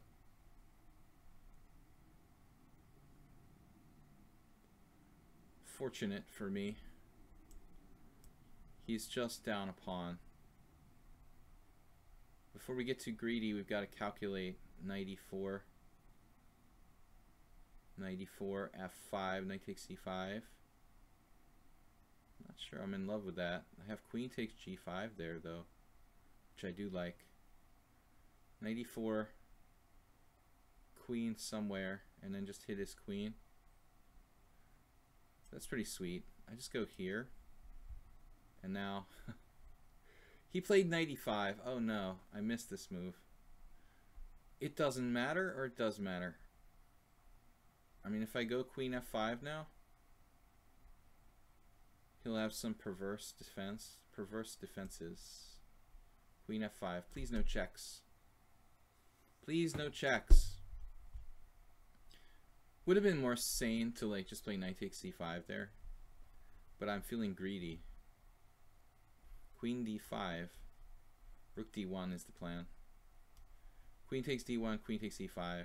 We're getting back our material, trust me. I think. Knight d3. That doesn't work. Yeah, I think we were good. I think we were good all the way there. Let me just see a couple moves back. Was there any sort of trick? Looks like we were always good. Bishop d6 is almost my only move. But, yeah, I mean, the thing was knight f6 was freaking me out here. Apparently, after knight f6, I have to be careful where to put my queen. Like, queen d3 is the only good move. Guarding d6. And I guess I have queen b5 ideas. I hadn't really taken too much time to analyze this. And if I don't find that, I'm actually in a kind of tricky situation. This move, rook d8, and then queen b5, and it looks like white is just up a pawn. But I had to find that. If I don't find that, he's got some really good compensation. Keith Erdekel, do we have any other challengers from Plucro said, what? I started selling classes. Oh, class titles. Yeah. I mean, FIDE is sort of devalued titles in general, but I think the GM and IM are still pretty difficult to achieve, though it's gotten easier.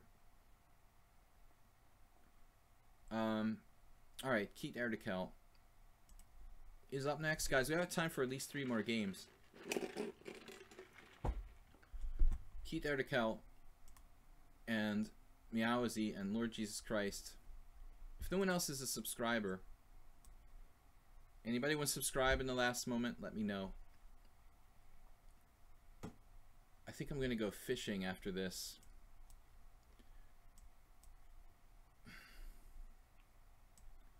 It's like high tide. Fishing from like a dock. Bottom fishing. It's not very exciting. It's not like shark fishing. But relaxing. Maybe drink a beer. Knight g4.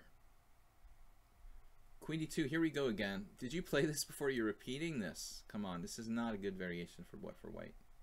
Not a good variation for white. He did this before. I guess he's done his homework.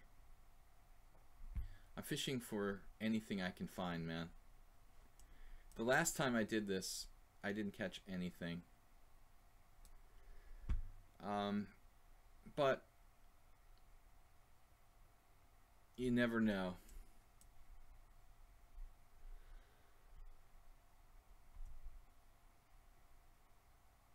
it's like an inlet, river inlet, and sometimes you get some flounders. If you're lucky, you might catch a flounder.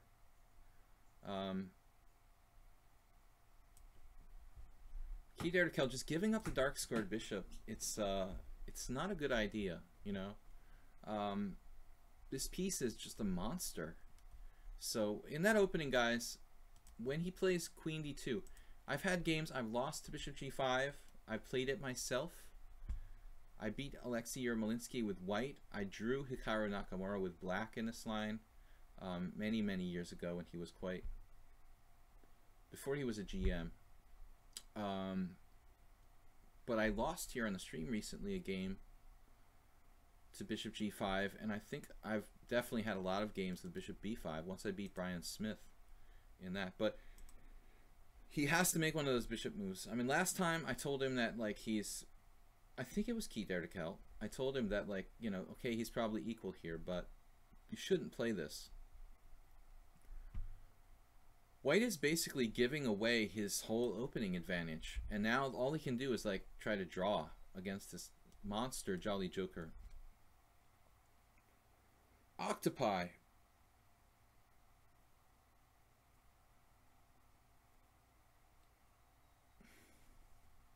Bottom fishing. Striper is, you got to go to special places. They're really nice fish, striped bass, but you got to, the best is, like, you know, if you're out in special shoals, I mean, you know, like the fishing captains know where to go. You can sometimes catch them off the beach, though. I just never really did surf casting, but you can do it. Bishop d3, you got to be an expert. Queen e3. Okay, bishop d3. Blue fish sometimes you can catch off the beach, but again, you got to be an expert. Follow all the fishing updates. This is such a good position for black, but it's like a long-term grind. Where do I want to put my pawns? I'd like to stop knight d5, actually. Just deal with it. If I play b6, he has bishop a6, which is very irritating. Giving up the bishop, it's an interesting and totally playable move. But it seems kind of like a big concession here. I feel like I could play this better without bothering with that.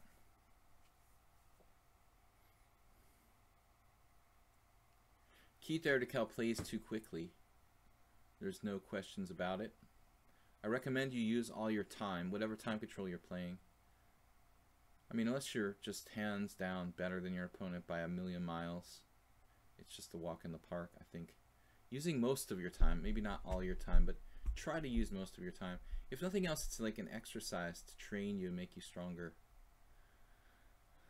Oh man, I don't know. Queen a5, anybody? Queen a5, knight d5. Again, that's like an irritating move. Not so easy for this position, what to do.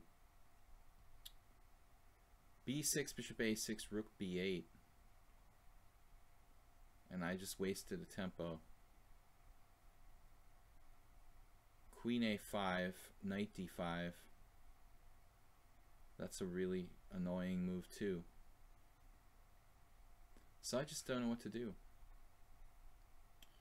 Maybe we should just call it, man, and just do it, you know. Screw it, like take, queen a5, rook b3, bishop a4.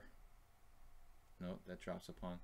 Bishop takes, pawn takes, queen a5, rook b3, b6 with just a really... Alright, let's do it, man. Let's do it. We don't have a lot of time. It's a concrete plan. I know that black's better here. I just feel like I'm letting him off the hook. Fishing joke. Like literally letting him off the hook a little bit with this line. But I feel like my position is very, very clear, very easy to play. He shouldn't have enough counterplay to justify, you know, saying he has compensation for the pawn. It's like we just traded dark squared bishops on g7 or something, and he has this decimated pawn structure. So, though this is technically like not that easy for black. I have to be accurate. Wonder, do you have a personal coach in your early days? Or are you self-taught? I am.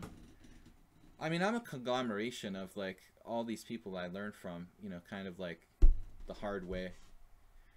I learned from a lot of different players. Like I just absorbed information from many different places. I think, okay, h4. That's fine. That's fine.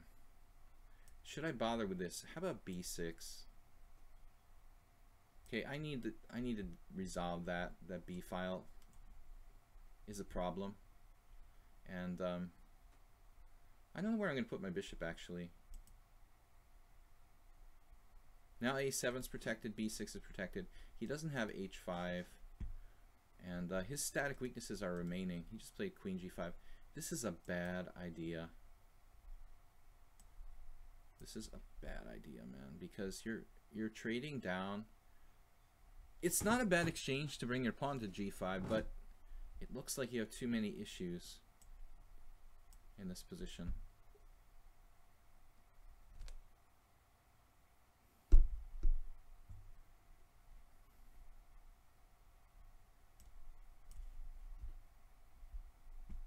This bishop is on punishment. It's a hell of a defender. Bishop e6. Let's get it. Get it while it's hot. Key-Derkel, I can see, man, he's fast, so he could be a really tough opponent. In the speed department, could make your life difficult in a tournament here on lichess. Just constantly putting you in time pressure. Rook b4. Okay. This is the plan anyway. Now, in the event of rook a4, I was prepared to play rook c7. I don't really want to fix his pawn structure. He did cramp me a little bit, but now he's also got this liability here. I mean, actually, a5 is almost like coffin, rook coffin there. a5, just don't see it. I don't see it. The a5 move just kind of weakens my position along the b file. Now g4. This guy likes space. We've seen this before. He's a big fan of space. He actually drew this game against me where he played this in a previous game. Played this setup. The aforementioned setup. How about e5? h6. This is getting a little bit irritating. Getting a little bit irritating. Take rook c1. He's got like compensation. Okay. Man, this is crazy. He's got compensation here.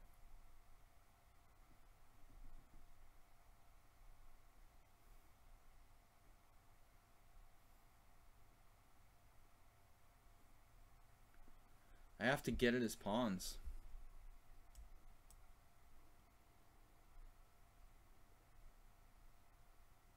I just hate fixing his structure.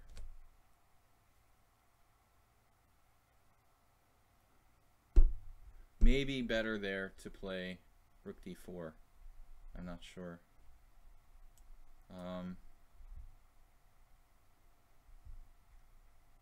He's got pretty good technique. Then again, so do I. So it's a wash.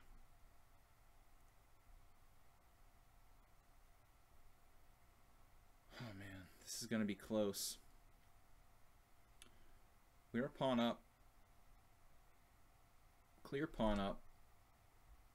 But like last time, his space advantage compensates for his material deficit to a large degree. I'm not sure. It wasn't Key-Derkel who drew me then. I said he had a draw, but now it wasn't the case. Okay, then he reached a drawn position and lost. That's what happened. He lost in the last moment. I mean, it should have been a draw, but he blundered. Okay, this was a crazy move now. He just gave me the pawn on g5. I think that's way over the top. You can't afford a second pawn sacrifice. You have to take on h6 there. Rook h1, maybe have some counterplay. Or take and play king e3, but you can't afford to have a second pawn down. I think that's too much. So many free pawns to take. I don't understand.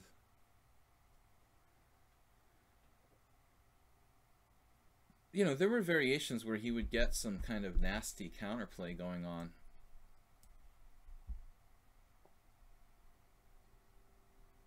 Now these pawns, I'm not certain I made the best moves. He might get some counterplay here, like pawn takes pawn. I could even take back with a pawn, to be honest. Alright, now what? Well, I mean, a5 is actually not such a bad move now. The b file is not a problem. His rook looks really embarrassed. King d4. Crazy king there.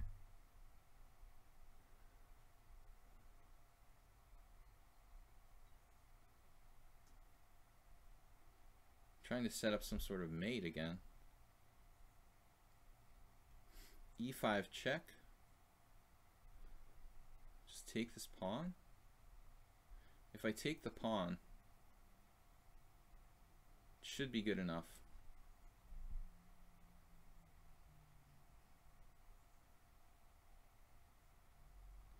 Yeah, he's kind of melting down. I mean, that position he could play rook b1 with, well, maybe some sort of compensation. b5 takes, check, king takes, b4. I have two connected pass pawns, but he has a pass. Well, he doesn't have a pass pawn yet. That's winning for me. Two connected pass pawns. At least it's a try, though. I think this way. Could have taken the other way. But it doesn't really matter. Now check. I'm not sure that's even a good move. Not sure that's even a good move. I need to get my king in the game. My rook is badly placed. Man, he's irritating me. a4. Just advance the pawn. I'm 2 pawns up and it's hard to make progress. Why is he so fast? See, this is the problem with being 2 pawns down. He just trades down. But it's like over.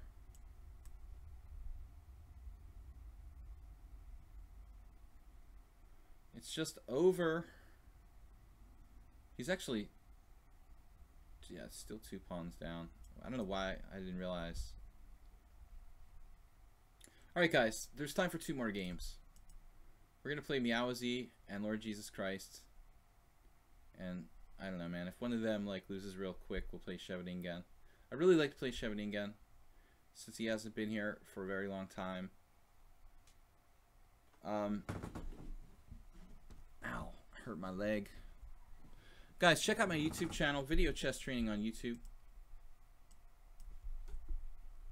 And please subscribe, and thank you for the new subscriber here on Twitch. Also, please subscribe on YouTube. That's free. If it's free, it's for me. Keith Erdekel, I don't think we need to play this out anymore. It is over. We'll just make 2 queens. I prefer the 2 queens approach. You know, a lot of people think it's kind of well, actually we may not need it now. He wants to play for stalemate. It's probably not going to happen. We got time for 2 more games at least. Offer him a draw. Oh man, come on, dude. Amazingly difficult to actually convert this to a win.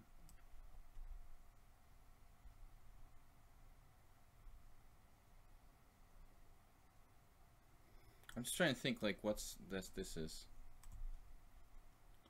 What's the best way to mate? Queen d8.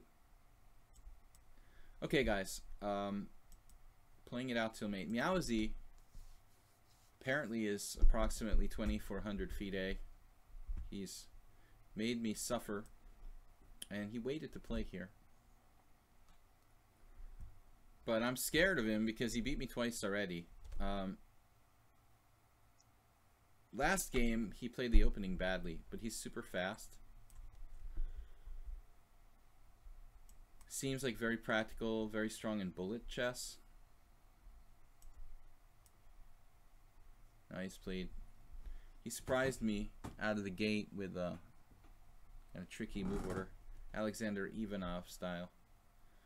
Here I wonder if I should go for d4 maybe. But I mean d3 is more standard. He's like an ultra fast positional player. I mean, normally I expect kind of positional guys to be more thinking and slow. Okay, a5 here. Something about his knight not being developed seems kind of weird. I could play c5 maybe. c5. If e4, pawn takes pawn. Yeah, I mean, maybe this is just a good move. I wonder why. Well, he just played a5. Why not c5? Maybe it just trades a central pawn for nothing, huh? c5, knight c6. Take. And then again, maybe it gives me like a clear structure. I'd like to just play a position where it's like very clear against this guy because he seems so strong. e5 or d5, knight takes e5, d4, queen b3 check, king h8, knight f7, and I get a couple pieces for a rook, and I give a couple pieces for a rook and a couple pawns. That might be good for me. I was also looking at d5, knight takes e5, d4, knight a4. Actually, there I have knight b5, so queen e8, queen b3 check. I guess he has no tactics, so we're playing simple chess here. And then I figured bishop g5 now. I want to try to keep it like very tight because he seems very strong and like flawless, almost like flawless. Scary, kind of.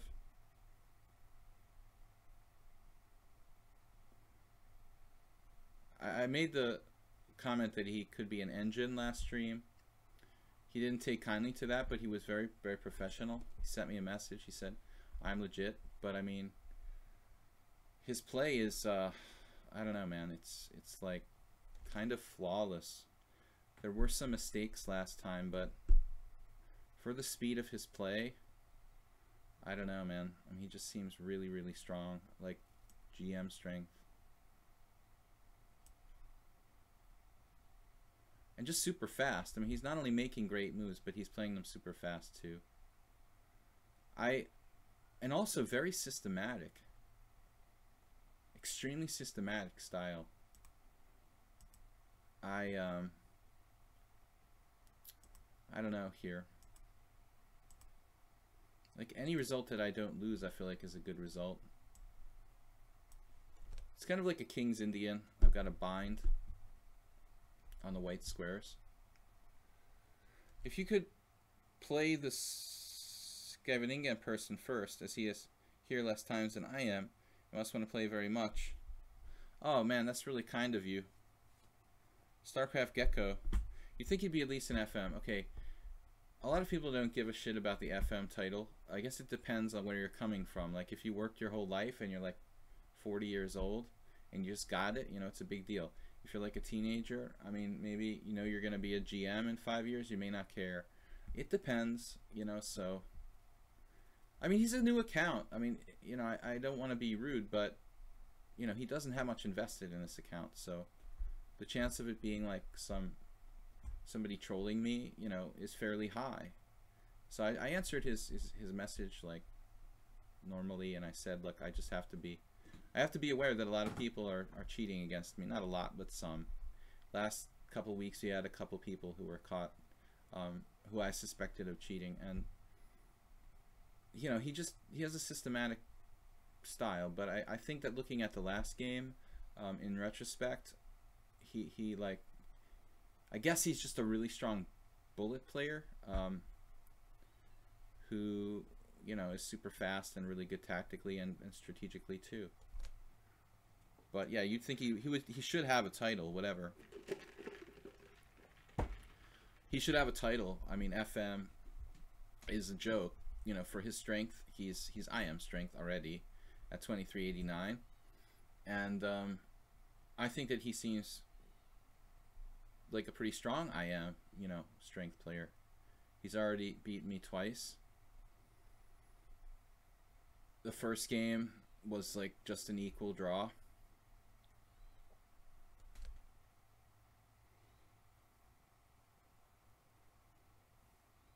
Broken Arrow says, always thinking someone. I mean, dude.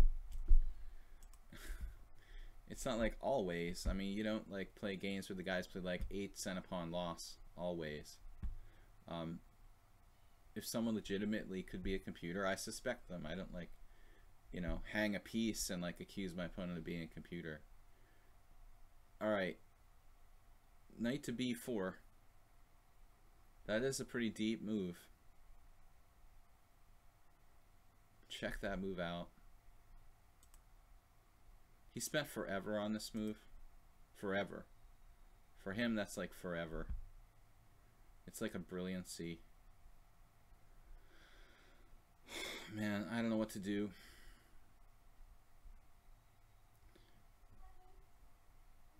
It looks like I have no way to continue to protect except for queen b3. Queen b3.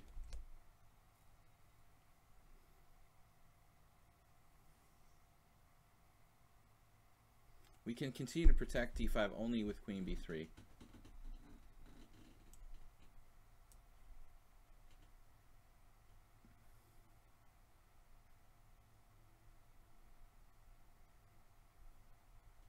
For example, knight takes d5, bishop takes f6 might be a good intermezzo. Bishop takes f6, pawn takes, and his b7 pawn is weak. But it's a risky move I played because I'm putting myself in a pin. And the plan is to play a3. The plan is to force his hand without losing control of this, without losing my d3 pawn.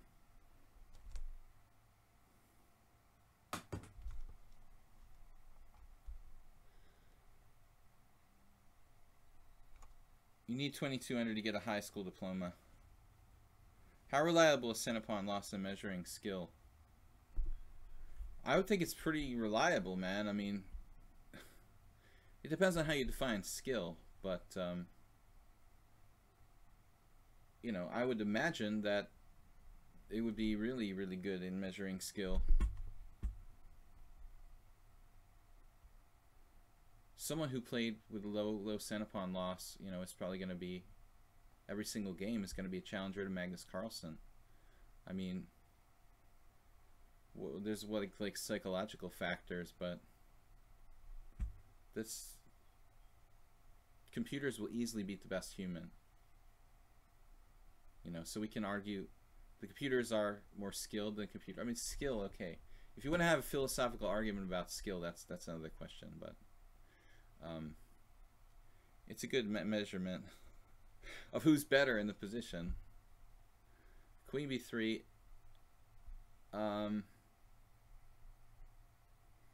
Well, he thought forever on knight b4, which is not characteristic of him. Yeah, this is an unbelievable move. I was thinking about this. You know, you guys aren't going to believe me, but this was the first move I considered when I saw this position, and I played queen b3. I thought how he might respond. I'm not really sure what the deal is with a3 here. Should I play bishop takes f6? That probably can't hurt to throw that in. And then play a3.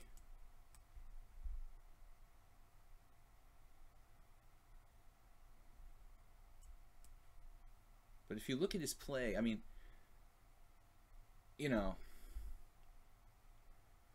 it's pretty amazing, you know. He's an extremely strong player. If he's not a computer, you can't blame me for thinking that he might have been. I mean, there's just, it's just like, this guy is really amazing. I mean, rook a6, rook b6 to defend like laterally and play this. This is an incredibly imaginative idea. He's not like a everyday 2389, you know. I mean, that's an ingenious move. So now I have to suffer to hold on to my material. Queen a4. Bishop takes d5. Queen takes a5. Bishop takes g2. King takes g2. Looks like black might be better there. You know, the other thing is that people lie about things on the internet. I don't know, you know, he seems like a really strong player. You know, he may be human, he may be a computer, I don't know. There's no way I can know, you know, I'm not there watching him, you know, enter the moves. So I'm on the fence about it. I mean, he seems ridiculously strong. This is like a great idea. 2389 players are normally like, nowadays, pretty mundane, you know. I don't think that's doing service to his strength, to be honest. You know, he seems, if this is a real human player, he seems stronger than 2389. I mean, I would say like a strong IM. It's a really crazy idea to sack my queen here. I think I'm not going to do that. Queen a2 leaves me like losing a pawn. So what do I do? Queen a2. Not queen c2, I mean. To play queen a2. And a lot of his moves are very fast. b4. There was a guy who was playing me on here who challenged me before, who was also Russian, who just beat the crap out of me in some games with like almost no center pawn loss. Fly in the Sky or something like that, and that I assumed was a computer. You know, if that guy is not a computer, it could be the same guy, but he's better here. Probably he's better. He's playing like Alexander Ivanov, for example. I would put his play on the level with like a strong GM. The creativity, the speed, he's already better, you know, simply better with black. I mean, in a very short period of time, and with a very creative and dynamic approach. Adventurer was a cheater. The other guy cheated one game against me. G6 bishop g7 e5. It's Alexander Ivanov. Kasparov played it. It's a very strong line. It's pretty well known. Kind of closed Sicilian. Very fast move there, b5. Okay, taking away this key square from my knight. I never have any tactics. Note.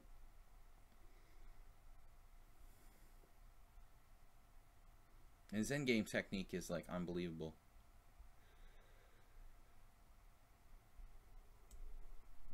Rook c1. I've got to be careful. Okay, d2 is protected. Instantly bishop g5. Okay, here. He's also very fast, much faster than me. Like at the moment it doesn't appear that way, but I think if it came down to a bullet game, look at his bullet rating, 2601. I mean that puts him in the top 10 list. And the other reason, you know, sometimes I suspect people is like, why would someone who's stronger than me want to play in my stream? Not that common, you know. I feel like he's a stronger player than me after playing like 4 games with him. Although I've been as high rated as like 2460 plus in the past. I feel like this player is, I'm playing a stronger player than myself. I get that feeling when I'm playing the game. I just don't know what to do here. Rook, Queen C2 maybe. I've got to be very, very careful here. It's like playing Alexander Ivanov. Rook A8, grabbing the open file. Super dynamic. Rook C7. My king. Got to play H4.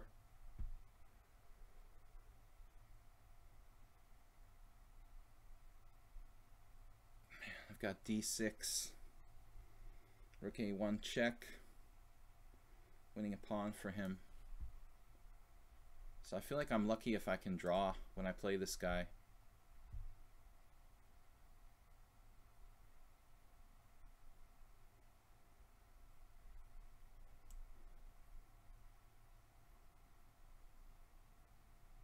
He's already calculated this out, like, you know, seriously.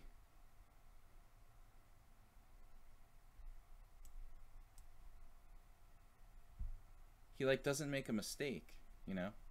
2389 players normally make mistakes.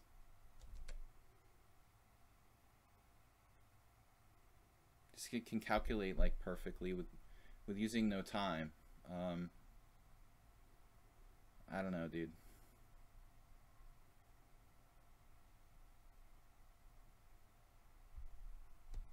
Just resign here.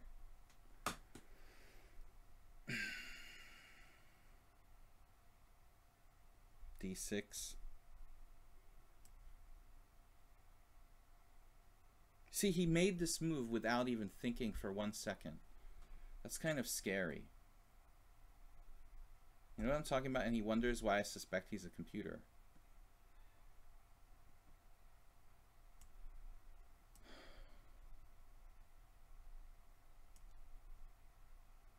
I'm very fortunate if I can draw this game.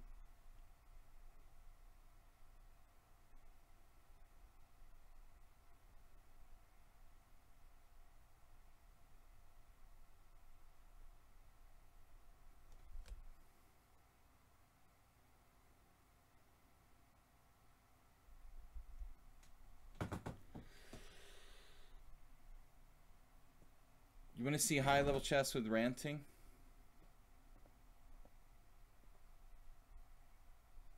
You have to listen to the whole stream. I did explain the situation.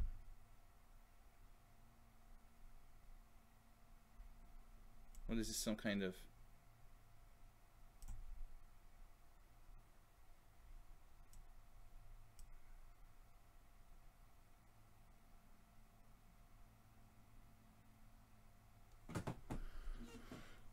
technical ending.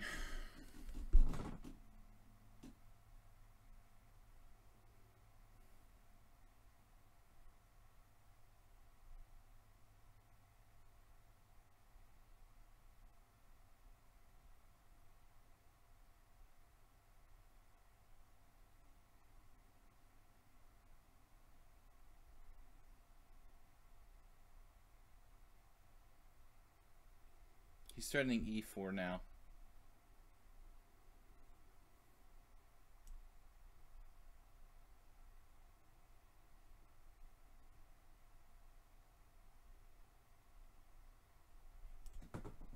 I guess I'm just lost. I've probably been lost the whole time.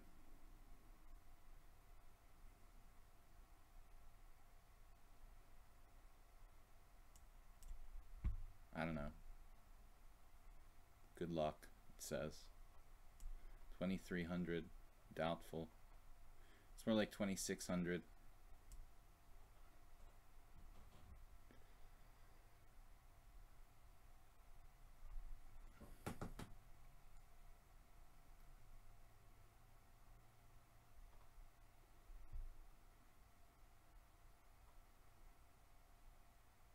I'm lucky to make it to an ending. like a pawn down.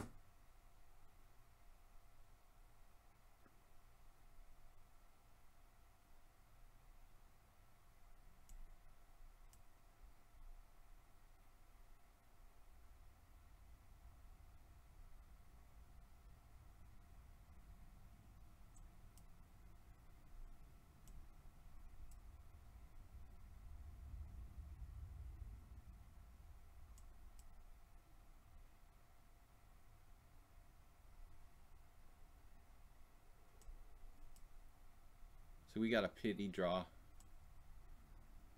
No mates.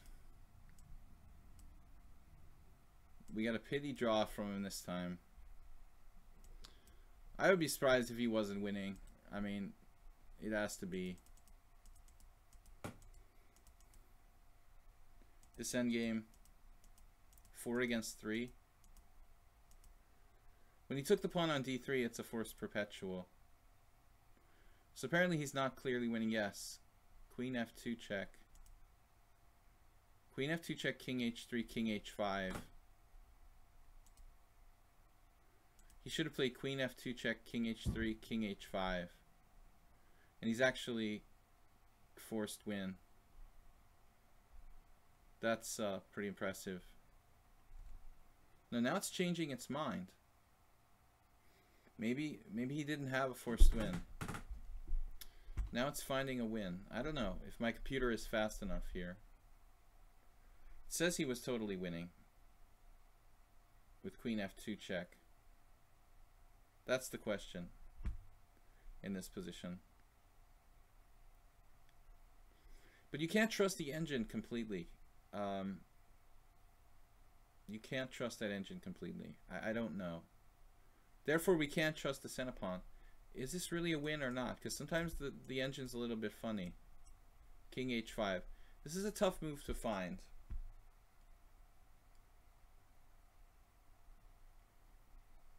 That's a very tough move to find. Apparently I'm kind of in Zugzwang here. So he failed to find that. So not a perfect game. Alright, Scheveningen. We'll play this last game for the stream today. Oh man, that was just awful. Cancel your game, man. That was very nice of you. Thank you for that. Because Scheveningen is a long time player here on my stream, and he hasn't been here for a long time. 93 viewers. King h5 is an easy move to find when you're trying to flag the other guy, huh? He didn't see that. But the computer couldn't even make up its mind at first either. Scheveningen, I hope he's here.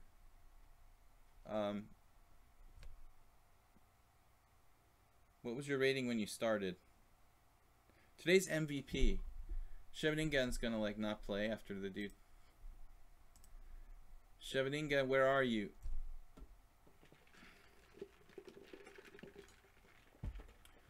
That game was a typical game against Miaozi. I feel like I have 0 chance of winning and maybe a chance to draw.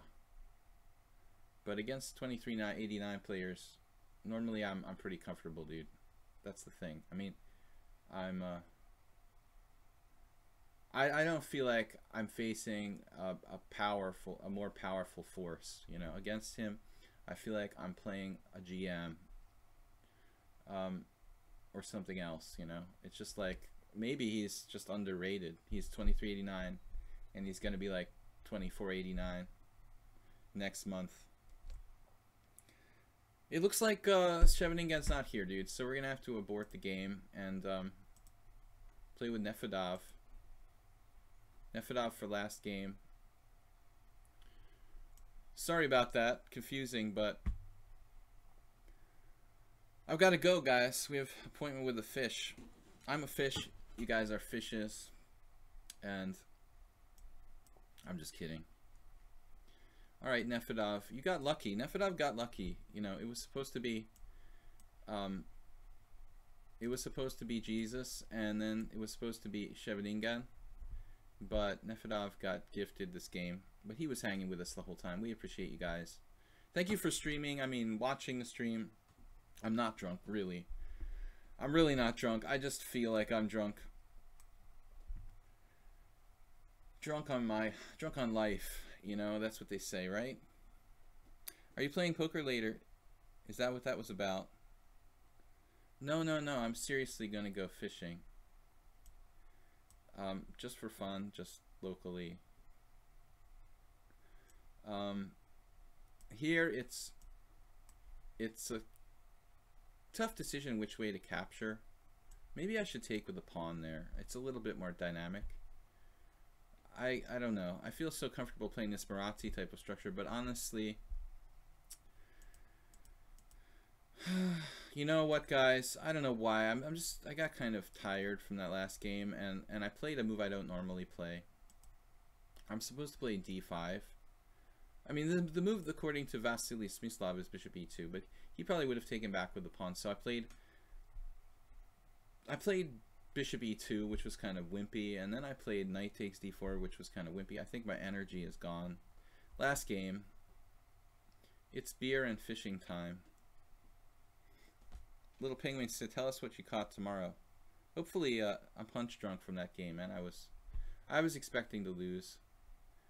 I mean, the hardest thing, you know, maybe he's human, but like as soon as I started thinking he might be a computer, your heart just sinks. And if you think there's even a small chance you're playing a computer, it's like, it's just depressing. You know, I wouldn't even play computers anymore. There was a time when I used to play computers training games, like about 15 years ago, and you could still occasionally get a draw against the top commercial programs.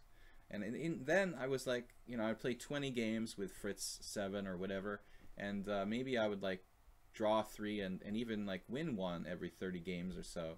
And that, for me, that's okay. You know, I don't mind playing if there's a small chance I could win, or, you know, some kind of reasonable chance I could draw. But if you start thinking like modern computers, where you're basically going to lose every single game, then it gets ridiculous and daunting. You know, I have no interest in playing, you know, with the recent engines anymore. I retire from that. Okay, Nefedov here playing very classically. We have basically no advantage. Not topical. I was looking for the word, a different word. We have a sort of theoretical space advantage here. Alright, so anyway, check out my YouTube channel, guys. Video chess training on YouTube. I also would like you to subscribe and like over there. Share my YouTube videos with your friends. Hopefully tomorrow I'll get to upload another video. Saturday's my day off, but we could probably throw up a YouTube video. Guys, subscribe on the Twitch channel. We had a new subscriber today. Awesome. I want to thank you for that. And that's what we'll do. Like every day, 1 new subscriber. If we get to the point where we have 10, 15 subscribers watching the stream, we can start to create dedicated streams, especially for subscribers. You know, not all my streams, but just like once or twice a week. I think that would be cool.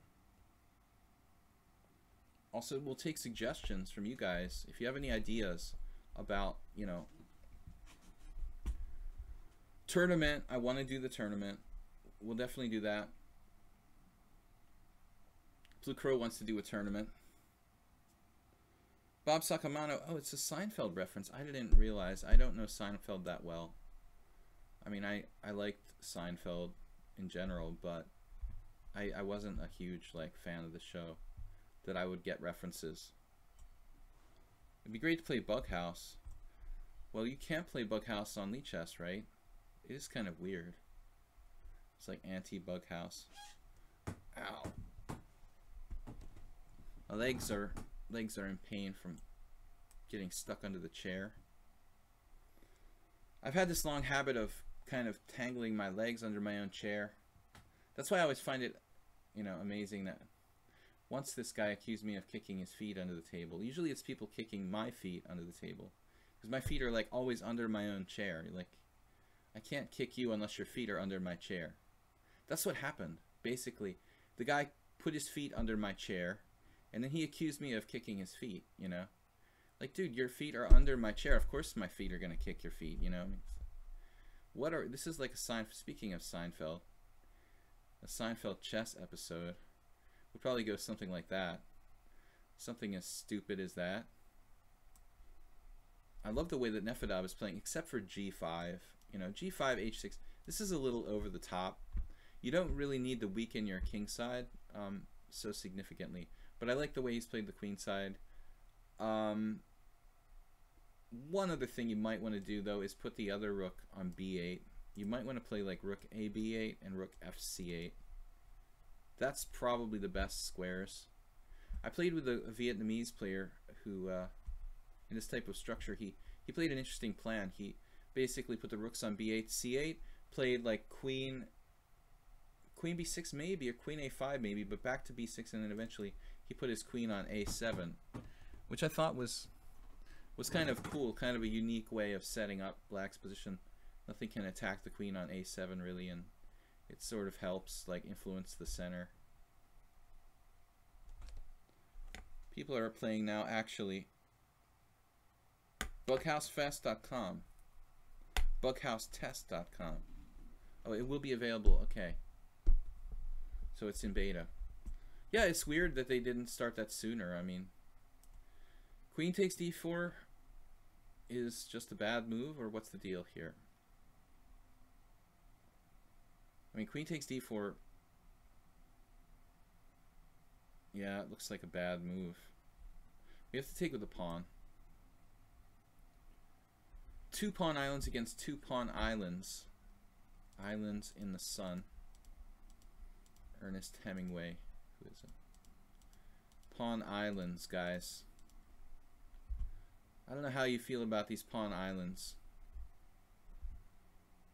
I had 2 pawn islands against Magnus Carlsen in a queen ending. 7 pawns each. Couldn't hold that. He was cracking my islands from the side, lobster style. Yep. Just because you have good pawn islands, sometimes that's not enough. Okay, we've got knight d5, and that is looking like a really interesting turn, because otherwise my position's kind of like, what am I doing here, you know? What am I doing here? b4, queen takes b4, knight d5. That doesn't work. I think we have to do knight d5. This is kind of a miracle that I have this at all. Let's go a little further, because I'm not even sure this is good. Okay, what's he threatening? b5? b5. This is the threat. Okay. b5 is the threat. We don't have c5. Okay, b5 is not going to kill me. I don't know. I could play something like f4. It's just really radically weakening. h4. h4 is kind of cool. h4, g4 I would expect from Black. You're making me want to play. That's making me want to play. It's making me want to play h4. Oh my gosh. h4. This is a crazy move. Okay. I bet you didn't expect that, chess fans. h4. With the idea of winning a pawn. And it's also related to inducing g4, which might weaken his position further. Will Nakamura ever be world champion? I don't want to be a hater, man. I'm not going to comment. Strip poker simul. I need to get in better shape for that. I mean, chess-wise. I mean, poker-wise. Whatever. It just came out the wrong way. Alright, g4. Knight d5 was my plan. Followed by queen d8, knight takes f6. What about knight d5, queen takes d2, knight takes e7 check, king h7, rook takes d2. Oh, that just doesn't work at all for Black. Okay, so this is... There was another move, though. I could have played bishop f4. Yeah, but he's... Yeah, I mean... Well... Yeah, and bishop f4 had something to be said for it. but he plays h5, and yeah, that's actually bishop f4, king h7. Might be. Bishop f4 may have been a good move too. Guys, this is my last game for today. I'm out of here. Knight f6, e takes f6. Spoiler alert. Yeah, for fun, just be careful with the spoilers. So anyway, I mean, my intention was to play knight takes f6 check.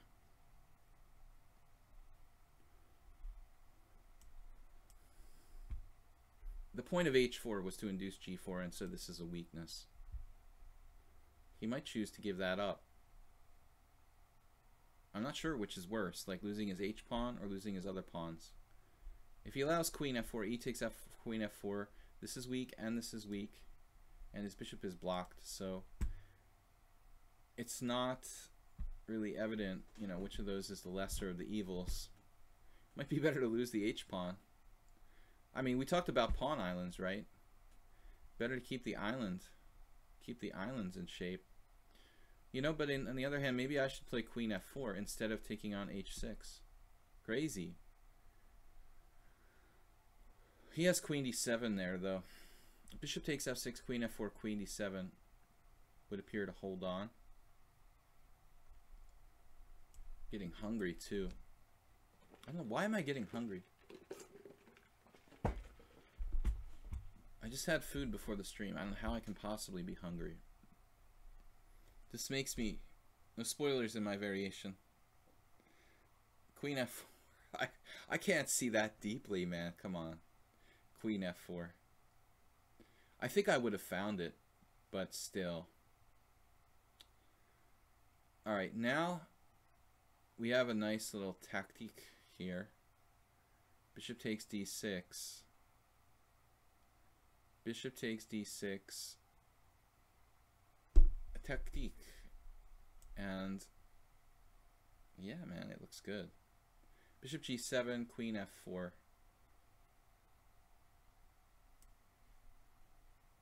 I hope this isn't overlooking something. I'm a little tired at this end of the stream, and I might miss something tactically. I feel a little drunk. Naturally drunk.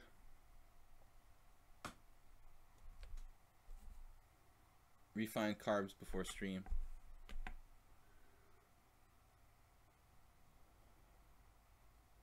Probably something that's toxic. It would be good to eat something healthy. Normally I do. Try. So, Wesley. He could sack the exchange. This bishop is a monster. I guess we're going to play g3 next. Solididate. Solididate. I knew I was saying that wrong, but I kind of went with it. Solididate. He sacked the exchange instead. Okay, I don't want to be, you know, I don't want to be overly materialistic. I mean, g3 might be a good move. I did put that arrow there. But he's got bishop takes... Sorry, bishop h6 is being threatened anyway. He's got the raking bees. So, he's really low on time. g3. That actually could help me get checkmated too. Maybe another move is safer. What? What?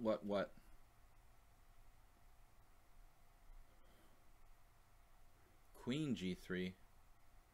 Sort of disgusting move.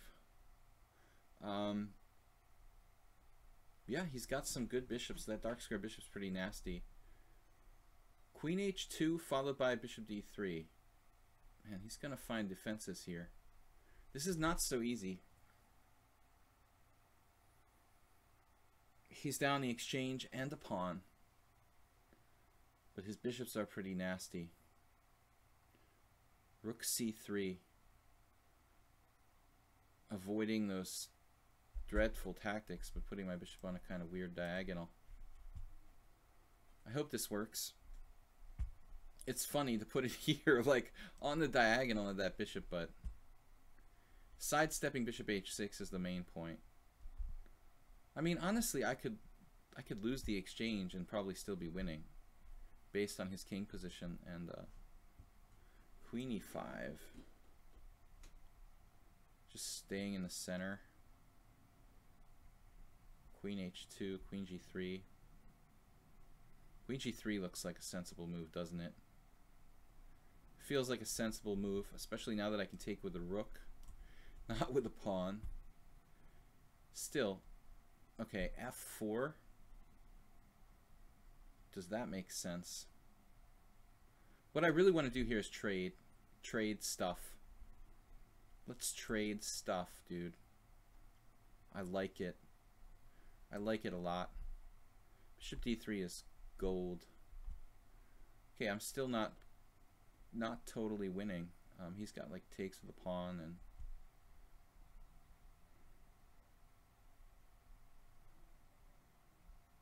he's hanging tough. Takes with the pawn. And now there's the problem with this f4 business, which is very irritating. So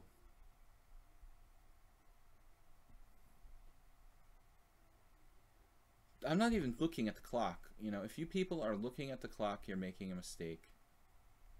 You know, don't do that. Focus on other stuff. Look at the clock when you get down to like 30 seconds or less, and then panic. That's what I would recommend. F4.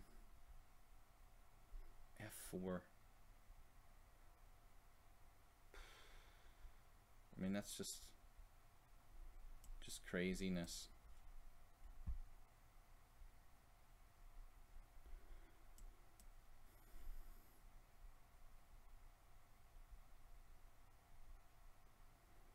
So now I'm just up the exchange.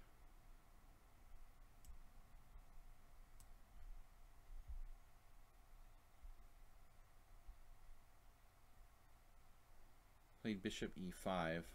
An unfortunate move. Probably not his best. Now I have this move.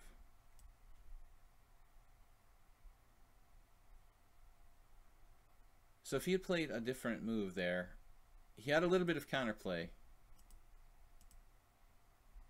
I guess at the end of the day he's lost, but he theoretically could get two connected pass pawns. If he gets this through, you know, he might have some practical chances. Anyway, thank you for the game. Thanks guys for watching the stream. We're out of here. Brother Phil. Thanks everybody. Thanks for the new subscriber, and we will be back Sunday. So it's 5 p.m. Sunday simul here on lichess, 25 players. Please check out my YouTube channel, Video Chess Training on YouTube. I want to thank you guys for playing. I want to thank the subscribers for subscribing, participating here in the stream. All you other viewers, thank you. It's been awesome. We're a little bit over time, but anyway, it was fun. We'll be back again on Sunday with a simul at 5 p.m. Eastern Time. Thanks, Blue Crow, for moderating, dude. You're just awesome. We'll see you guys on Sunday. Bye-bye.